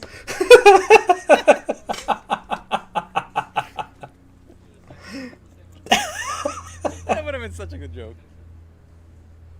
Oh, god dang it. I just realized I didn't even explain. The theater we were in, there was a Skywalker theater. Apparently it's called Skywalker not because Riot owns the IP, but because this used to be a real theater where they premiered Star Wars, is what I've been told. My channel is trivia, so here you go. Is it higher up? Let's hope not. Did we just see a ghost? Why is it not on the camera? Where was it? Oh, there's... Oh wait, that's Hummingbird! Oh, they didn't even know it was there, or he didn't. That's crazy. Look. They still love me. It's my hat. His crotch is censored. What is happening? Why is there so much censoring?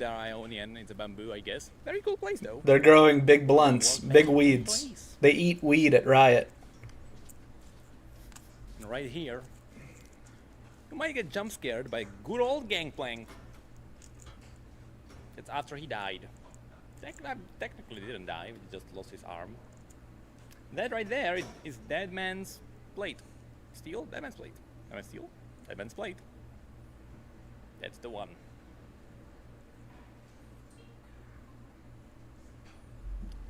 And here we are. We're gonna end this trip right here where it all started. with our beautiful mural from Arcane, with all the people you might remember and may not remember, depending on how much you like or not like Arcane. But you know what? Who's up there? Totally not Warwick. It's totally not Warwick. That was a cool trip. And that is gonna conclude our trip. I'm out. So this was a good video. I liked seeing what happens at Riot Games. I'll tell you what happens at Riot Games. I'll sum up this 22-minute video for you. Nothing happens at Riot Games. They don't work. All they do is design rooms like Disneyland, except they have no rides. This is why the game is toxic, and this is why League of Legends is dead. They must have another Valorant studio where they moved all the actual workers to, because all that remains here is an amusement park filled with 3 people. The darkest timeline. Dark.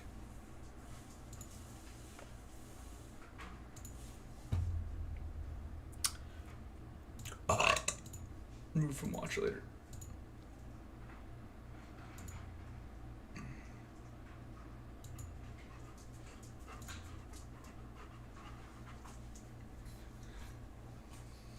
Alright, let's take a look. Already watched this one too.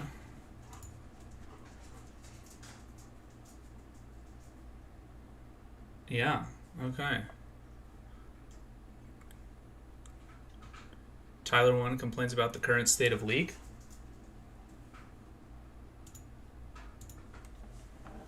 Alright, I'll play one more, but I'll try and ban, like, whatever needs banned. Try to call out, but if it's, like I said, first game, if it's some giga dog shit, like they just lock in the most elo inflated shit, like perma win shit, because we missed a ban, I'm just gonna go to my plat account for fun, 5-hour streams again. It's miserable. These guys are so lost on the bounce. It's so crazy.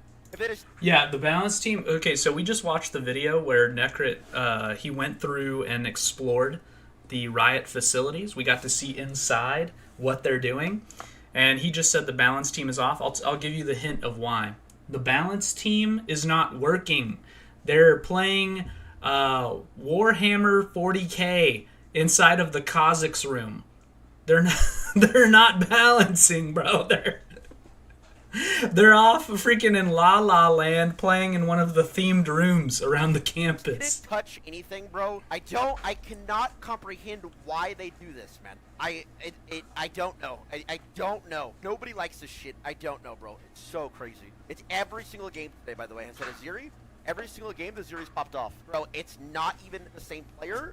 It is just they are I bet you they have scheduled changes to where they're like, which champ is going to be OP for the next month, and they hit it, and it auto cycles through, so that way they don't have to worry about doing anything, and they can go play, inside of the TF room, Twisted Fate room, and just hang out playing Warhammer, go into the arcade room and hang out playing some Street Fighter 1, all that stuff. I wonder if that's how they balance the game. Years stupid. Can't stand it, man. Yeah, I know I said it before, where high elo's like very like cringe, where people only play the inflated shit, but I don't give a fuck. It's more so than ever, especially bot lane. Like, you have got to pick these disgusting supports, you have to pick these disgusting AD carries, because they wanted to fuck with the items again. Why? No, dude. Why? We love Static Shiv. Such a banger item. Why did we change the items again? Can anybody tell me actually, like, give me a so they have to give me a valid reason on why these guys changed the items again? Anybody? A serious answer, please. Like, I'm honestly trying to know why they did it. Shit is so fucking lame. They were bored. I would argue that meta didn't even change. Like, there's no meta change. No. Garbage.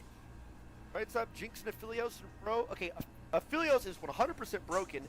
Jinx, I think, did get weaker. People don't play her. All 80 carries are crybabies. I don't think anybody was saying 80 carry was weak though. Like the actual. Yeah. So 80 carry was actually. I mean, it's always been like pretty good. So essentially, they just improved the current state of 80 carries. I mean, I think 80 carries are crybabies, just in the sense that they whine a lot. Comparatively to the other roles. But he's right. They weren't like bad. They weren't in a bad spot. The item changes made them unnecessarily more powerful for no reason. Well, items. The problem with AD carry is if you get a bad support or if you get a bad jungle, so you get camp. It's not like the AD carry items were the problem. It was not an AD carry item problem. This is AD carry mentality. It's a player problem. It's the other person. I mean, I don't think it's necessarily. I just want people to have a lot of options with different build paths. Bro, unfortunately, that's not what League is nowadays, and people will find the same exact build path and build it every game. If it's for build diversity, there is no build diversity. Nah. It's the Bro, same shit this game is not Diablo 4, my guy. If you are an AD carry, you're going to get some crit items or some on-hit items. If you're AP, you're going to get a big-ass hat and some magic pen. If you're top lane, get heart steel. You know, like there's no, we're not playing Diablo 4. You're not going Twisted Blades, freaking Rain of Arrows, Katarina. You know what I'm saying? Like that's not what this is. I would argue just to get rid of items in general, to be honest. It is the same exact That's shit. a crazy and take. It's even more so now. Items matter I would love infinitely more than champions. Infinitely. I don't. So that's true. The items do matter more. And I think what they're trying is that they're trying to make gold worth more in the sense that, you know, the more gold you have, the more you win. So it rewards people that are dying less and getting more kills, or dying less and getting more farm. So it kind of rewards the slower experience unless you're just bodying people. And the problem, though, is it removes the skill factor of the champion. It makes it so much more harder to outplay somebody when they're ahead, because if they have more items, they're just going to instantly spread their ass cheeks over your head and crack an egg on it. And that's the problem with this. I see what they're doing. I just don't think it's right. Items are the most important thing in League of Legends. People play champions because they abuse items well, not because they the items. You get a one item lead, like a full item on somebody, that you're the person you're playing in lane, you're fucked. Like, you're gonna lose that lane, or if you get the item, you're gonna shit on them, guaranteed. I played Fizz the other day, you know, got my rocket belt, and then my next item, got my Lichbane second. I was one item ahead, purely off of farming. I had maybe one kill on the guy, so I was beating him already, to be fair. But as soon as I got that Lichbane and I was an item ahead, the amount of power that I had, like, I had God hand on him. Like, he could not move. And, I mean, yeah, it was fun to play for me because I was giga shitting on him, like, at that point. But it felt so free. It felt like a cheat code unlocked for me. Make the champions good. Like, for instance, Zeri. Zeri is an item abuser. She abuses items. It's garbage, man. If you get a game where the enemy team's not just fucking shamelessly locking it in, or your team's not just locking in shame, where people actually play the game to have fun, like Neon Alawi, for instance, it's so much better. But the strong shit is so unbearable. You cannot deal with the strong shit. Remember the mythic items? It's not even mythic. Mythic. So yeah, mythics are. It is what it is. They're fine. Gale Force Kraken being mythics, or whatever the fuck we have now. 100% Shield Bow Kraken Gale Force was better than whatever the fuck we're playing with now. 100%. Easily. It's not even comparable. No mythics at all? Okay, yeah, well, okay, but I'm arguing about the... No mythics. He's talking about the static shivs of the world. Why is this item in the game? That, like, like, I love static shiv, like, because it's a fun item, but it's so broken. Items versus... yes, so no mythics was better. I completely agree, you're right. But out of the two fucked up systems, which fucked up system was better? Yeah. Shield Bow, Gale Force, Kraken. Because they're gonna shove a system down our throat. So if we're gonna take the dick down the neck, we better pick the right system. And how could you ever even argue? You'd have to be a dumbass to even try and argue. I'm sure Riot will be like, they'll pull out their fucking little notepad, they'll pull out their statistics, and they'll give us a bunch of bullshit data. Yep. Well, actually, 57... Freak's gonna come out with a 48-minute video about... players that build 74% that build out of every third game. Statistically, 33.33 repeating, of course. Play the game one fucking time. See how bad you've made it. Look, this guy's gotten Challenger in 5 roles, okay? He's better than I will ever be at League of Legends, guaranteed. I am a platinum Andy. You know, I fluctuate in platinum. I don't quote myself to be the best. I don't even quote myself to be really good. But I know exactly what he's talking about. It feels bad. It feels not bueno when somebody's an item ahead of you. It feels so oppressive, and it should feel oppressive, but not to the degree you feel no hope in the game. It's crazy. Oh yeah, the old one, but I'm glad this one is going. Like, the amount of damage it gives a champion is like, it's fucking exponential right now. It's like, oh my god. And if you, like, this is probably one of the easiest times to smurf, because you're going to get more items than them, and your win con is completely locked in. I mean, you're already going to, like, win most of the time because you're smurf, but it's like they almost have no chance of winning now. So smurfing even feels worse for lower elo people. So, like, who is this helping? It's not helping anyone. Horrible, because in the article they said that was their last attempt to fix it. Because then it makes... Okay, so let me explain. So, yes, if you're smurfing, right, you're obviously going to shit on the lower elo people, but there's times where they can, you know, overcome, and, you know, the rest of the Smurfs team's doing bad, so you can kind of pull out a win every now and then. Now it's almost like there's no hope, right? So smurfing was already a problem, shitting on, like, low elo people. You know, they made the low elo or smurf queue or whatever, but it don't matter. It don't matter. It don't matter. All right? Because then you got people like him shitting on Smurfs, 5 challengers. Like, he's obviously going to shit on you, right? In Smurf queue even. Like, it doesn't matter. So, but the other problem is, for just competitive sake, when he's playing against people as good as him, he's going to run into an issue. Basically, if they get the slightest advantage, it's going to be an exponential increase of advantage for them, which, when you're at equal skill levels, that's not really fair. It doesn't feel good to play that. Otherwise, you're going to remove Mythic. Sometimes the game's on fire. Do you know how long that means, by the way, bro? When they say they're gonna remove it if it doesn't go well? Did she email you back? No! She did not. She has not emailed me back. I'm just kind of letting it roll off my shoulder. I'm trying not to freak out about it. It is what it is. I don't know if you watched the clip, but, I mean, we'll see. It's not like, oh, it'll be done in 2 months, a month. It won't even be preseason. It'll be next year, mid-season patch. If they admit it's not a failure. But by the time it's mid-season patch, the items will finally be balanced and the game will be playable. And then guess what they'll do? Right in the middle of the season, they'll fucking chuck it out the window and fuck everything up again. Because it's what they do every mid-season. Every single mid-season. There's not one. It is fucking mid-season every time. I don't know why they... Yeah, so during the season, they use their statistics to back up their point, right? And then when they get to the mid-season where it makes sense to make a change, it's like, oh shit, like, yeah, we should probably mix it up. We were wrong about that. Let's try some new shit. Still do it. You are not retaining players. Drop the concurrent viewer count. Excuse me, the concurrent player count. Prove me wrong. You are not Fortnite. When you people quit before they keep playing. You're not Fortnite. When new shit is added to League, man. 90% of the time, 100%. I have never heard anybody be like, yo, ban Zeri, you freaks. I've never seen, out of my 1,000 million hours of playing this game, anybody be like, oh yeah, I came back because the new items. Nobody says that, bro.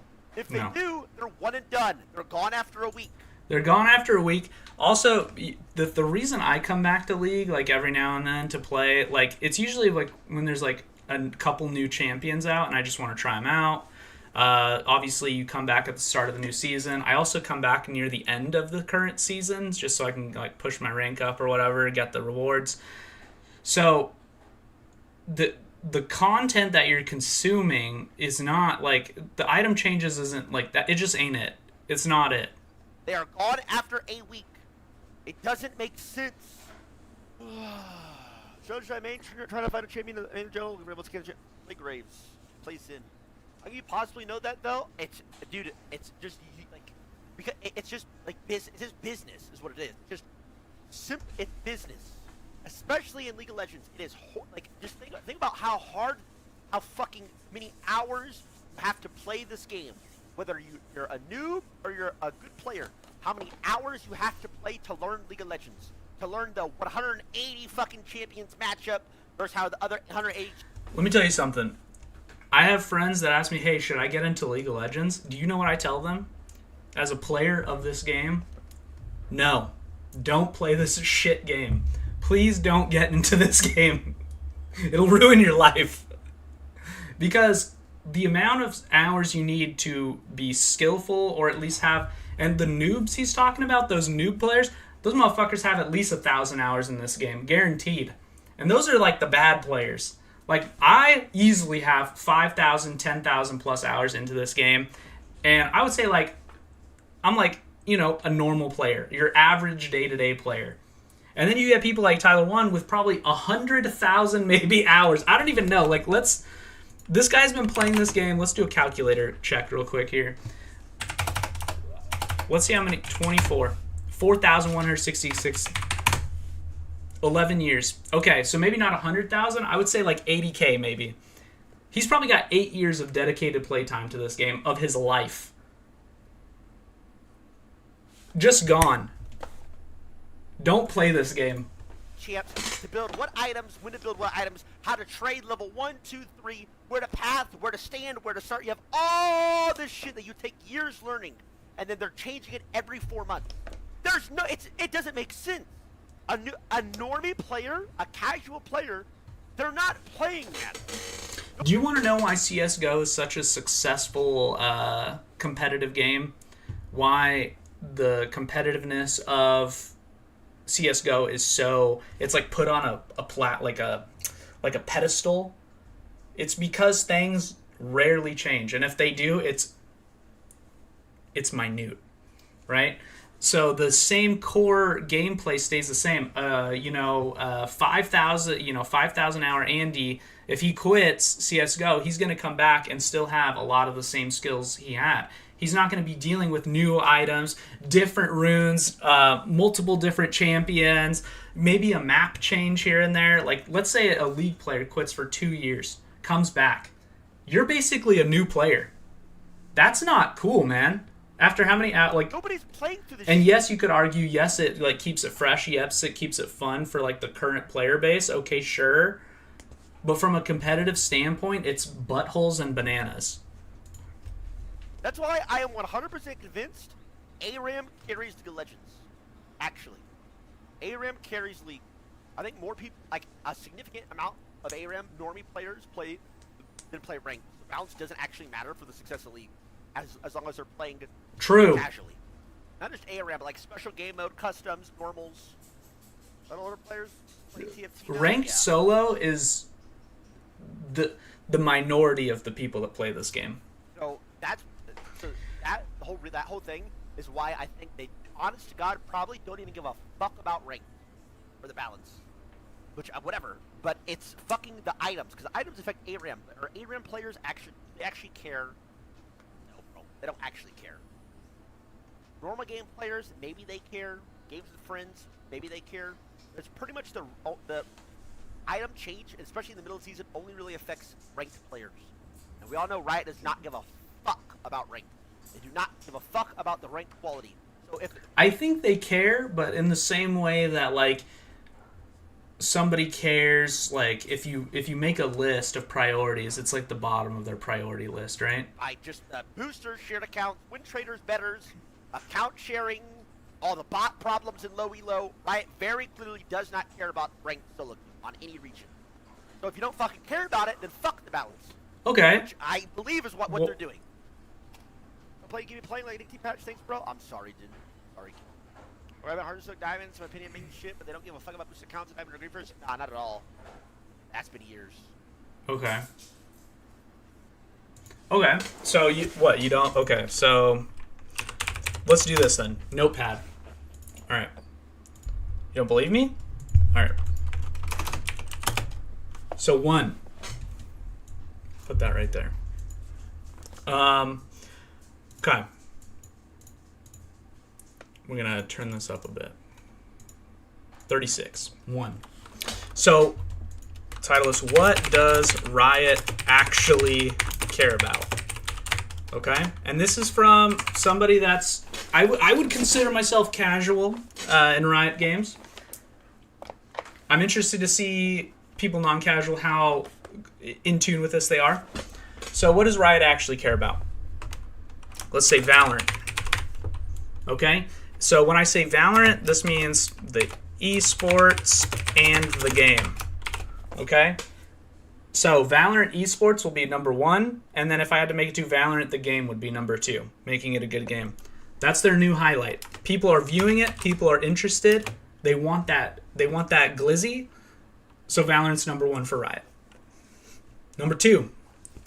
The next thing that Riot cares about is League of Legends esports. Esports. So reason for that, obviously, is esports. So NA is their baby, right? NA is like dying, and so people are memeing on it a lot. But League of Legends esports as a whole is a really big deal for them, right? So they want it to succeed. I mean, think about how many viewers we get out of China, how many viewers you get out of Korea. All the people always forget the East, and they have so many different views. There's people playing hundreds of hours of their life in PC bangs, trying to get into an esport. And then you have US. The whole world is addicted to this fucking game, it seems like. And everybody wants to be, an esport legend. So, of course, they're going to put... it's sponsored by State Farm, for God's sakes. Like, that's insane. So, obviously, that's number 2. And number 3... This is what they care about. ARAM. They care about ARAM and custom type games, normals, Clash, ARAM, etc. Okay?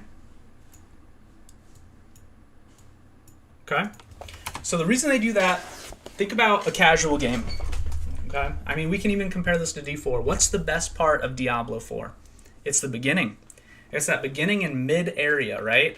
It's that part where most of the population will be playing. Any company that has half a brain is going to logistically pour a lot of their time in the game modes that people are going to play the most. So you have, let's say, 1 million players, but only 10,000 of those players are dedicated to ranked, while the rest of them are inside of a custom type game mode. Who are you going to make more money off of? The 990,000 ARAM normal Clash players playing with the boys. That's who you're going to focus on.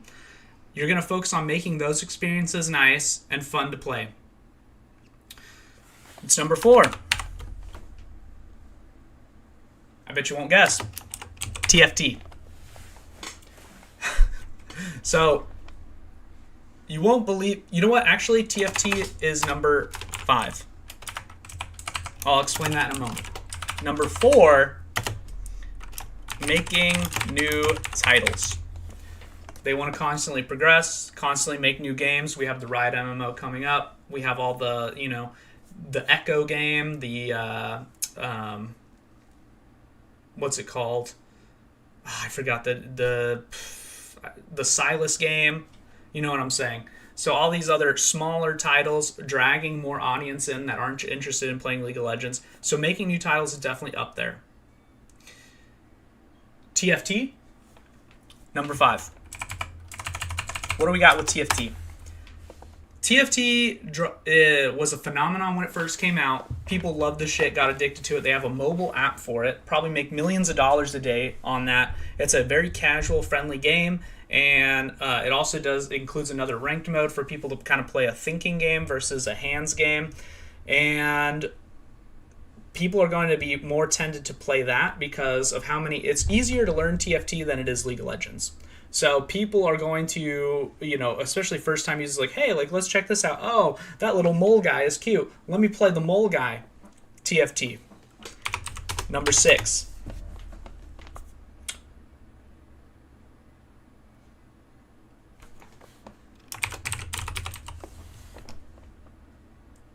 Ranked. All the way at the bottom. This is where legal... So, and let me specify. I should put priority battle pass and skin making. If I could highlight this, this is the top. Okay? So now we're at ranked. And so all of this is to maximize and funnel the amount of skins and battle passes that are sold. Ranked is at the bottom. We don't give a shit about... So this is similar to Twitch's idea of increasing viewership, right? They don't care about the gold Andy. They don't care about the bronze Andy. They don't even care about the Diamond 1 guy, the Master guy, and most challengers even. The only people they care about are the people involved in the esports scene, and they will do nothing to... They don't want to do anything to boost somebody in the public eye that is not going to make them money in any way. Plus, if we talk about our previous discussion, if you have 1 million players, 10,000 play ranked, it's natural to assume they're going to give the least fucks about ranked. Even though that's what a lot of this hinges on. The League of Legends esports number 2, making people more interested in the game, player retention. Making ranked a better experience could solve a lot of issues, but this is what they've decided on business-wise. And maybe I'm biased, but it would just make ranked feel a lot more fun. I mean, just going into a game feeling, overly oppressed or overly oppressive, it doesn't feel competitive. You're either going to shit stomp or get shit stomped. It doesn't even matter. It's the weirdest feeling. So, there you have it. That is what Riot really cares about. At least my opinion. There it is.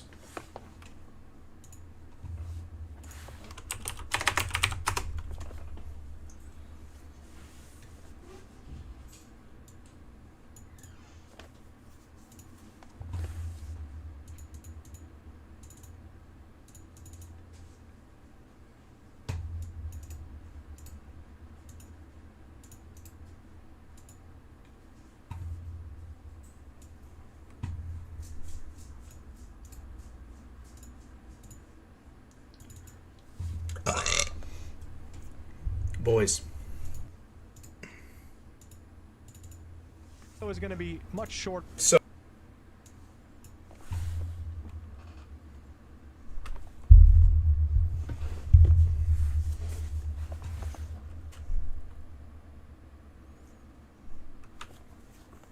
All right, I have to edit these and then we'll play Diablo 4.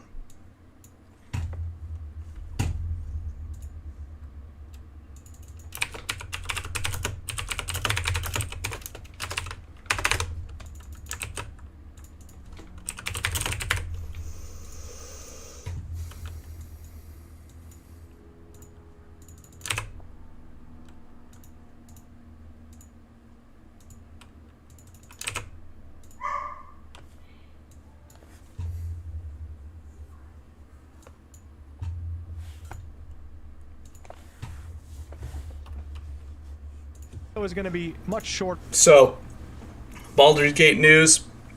Anybody that doesn't know Baldur's Gate 3, it's kind of... And you won't... That's true. That is the downside. So if you want to, but that's also...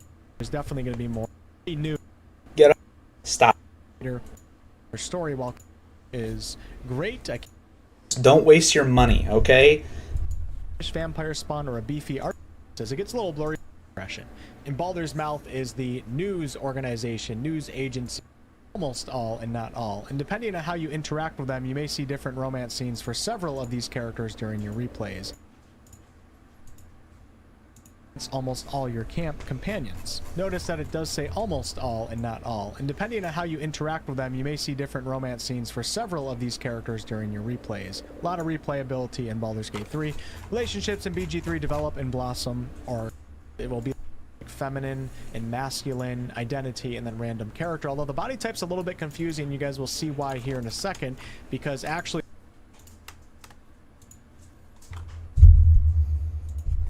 it's so hot in here.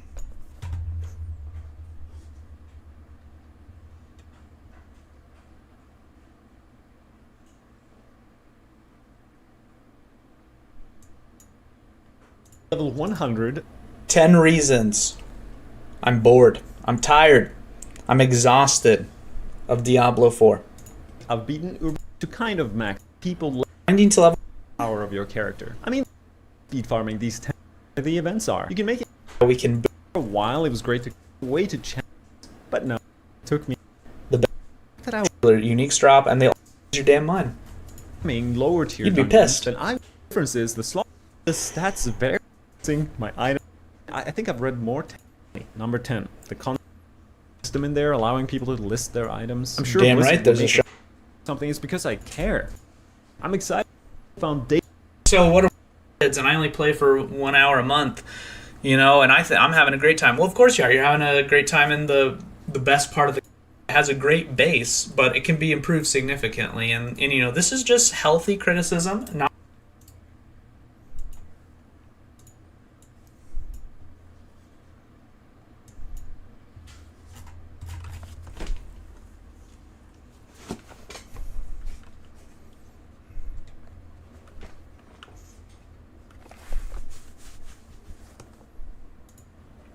So it's I sneaked inside. Is it sneaked or snuck? I don't know. Inside Riot Games, Necrit, he makes some pretty good videos. Into Riot Games to show you. Let's take a look. It'll probably still be hot, but whatever. I went outside and I walked back in. Making these rooms, League would be such a good game. An excellent magnifier, which is also a very antique word. But you will also find Digbutt. Hey, babe.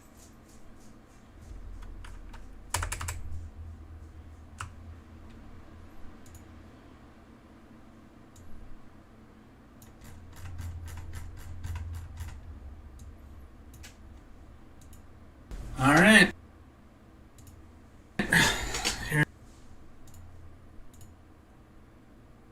Here it is. For all the shekels in the world.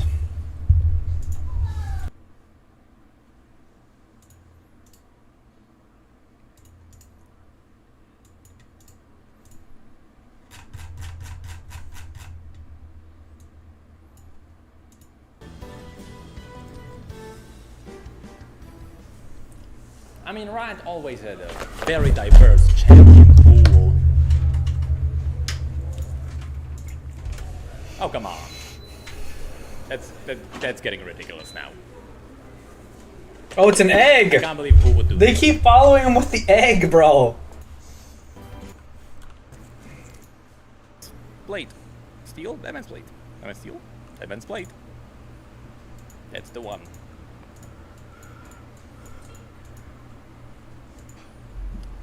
And here we are. We're gonna end this trip right here where it all started. With our beautiful mural from Arcane. With all the people you might remember and may not remember, depending on how much you like or not like Arcane. But you know who's up there? Totally not Warwick. It's totally not Warwick. That was a cool trip. And that is gonna conclude our trip. I'm out. So this was a good video. I liked seeing what happens at Riot Games. I'll tell you what happens at Riot Games. I'll sum up this 22-minute video for you. Nothing happens at Riot Games. They don't work. All they do is design rooms like Disneyland, except they have no rides. This is why the game is toxic, and this is why League of Legends is dead. They must have another Valorant studio where they moved all the actual workers to, because all that remains here is an amusement park filled with 3 people. The darkest timeline.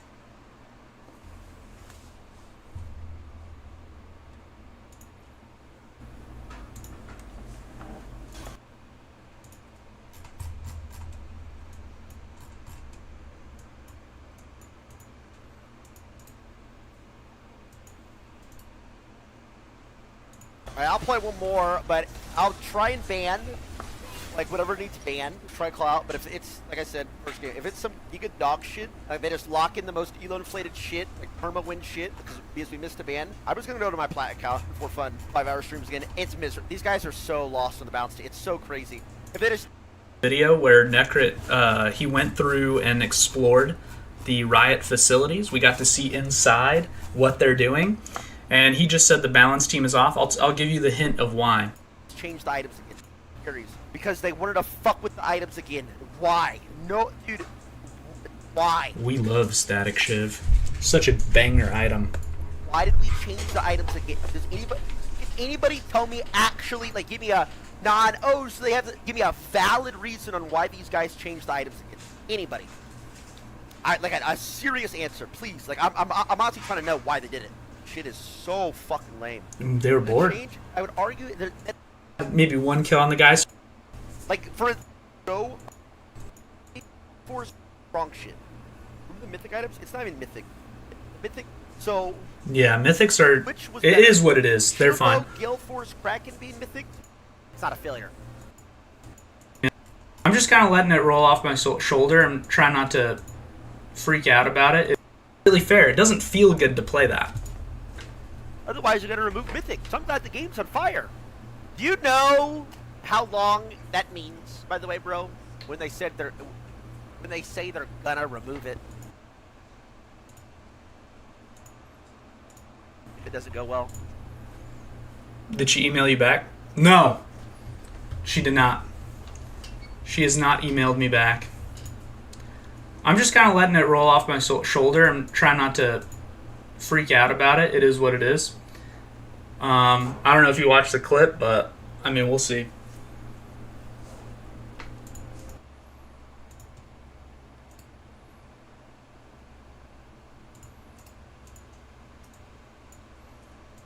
Won't even be preseason. It'll be next year again, because it's what they do every midseason. Prove me wrong. You are not for. I have never. This is what it is. Just years learning, and then they're changing it every 4 months. There's no. It doesn't make sense. A normie player, a casual player, they're not playing that. Do you want to know why? A casual player, they're not playing that. Do you want to know why CS:GO is such a success? Play rank. Bounce doesn't actually matter, but it's well, care. Normal game players, maybe they care. Games with friends, maybe they care.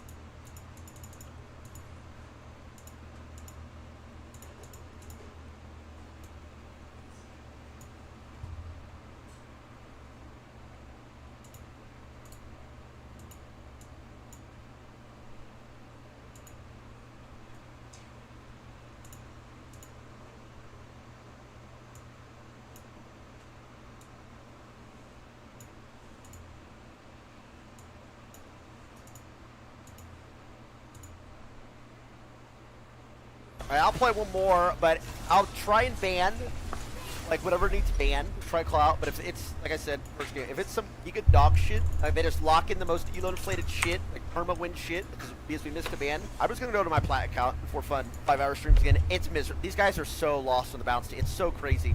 If they just Yeah, the balance team. Okay, so we just watched the video where Necrit, he went through and explored the Riot facilities. We got to see inside what they're doing, and he just said the balance team is off. I'll give you the hint of why. The balance team is not working. They're playing Warhammer 40K inside of the Kazakhs room. They're not balancing, bro.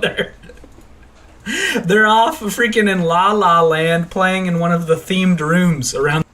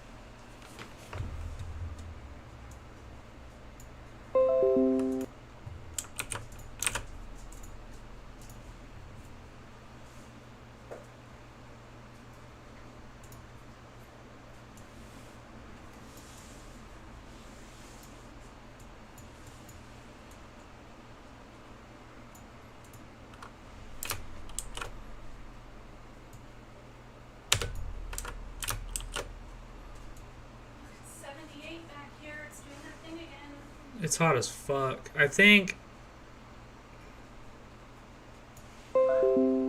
I was gonna say I think, but I don't know what I think actually. Can you pop it off the wall and like make sure all the wires are like tight? Taut? Yeah, I can.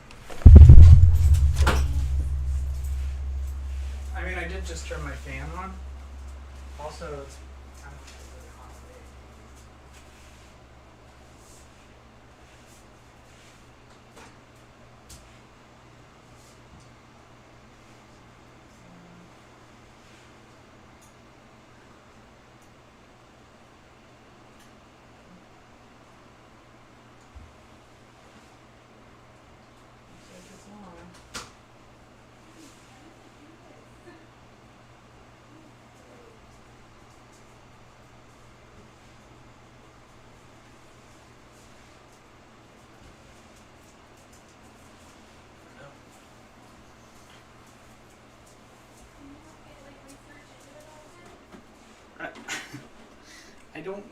I don't even know where to start. I mean, it's probably the same thing that happened. It probably blew out of it, yeah. I mean, like, I don't know what to even look up. Where to start? Why does my thing say 2 hours plus to cool down?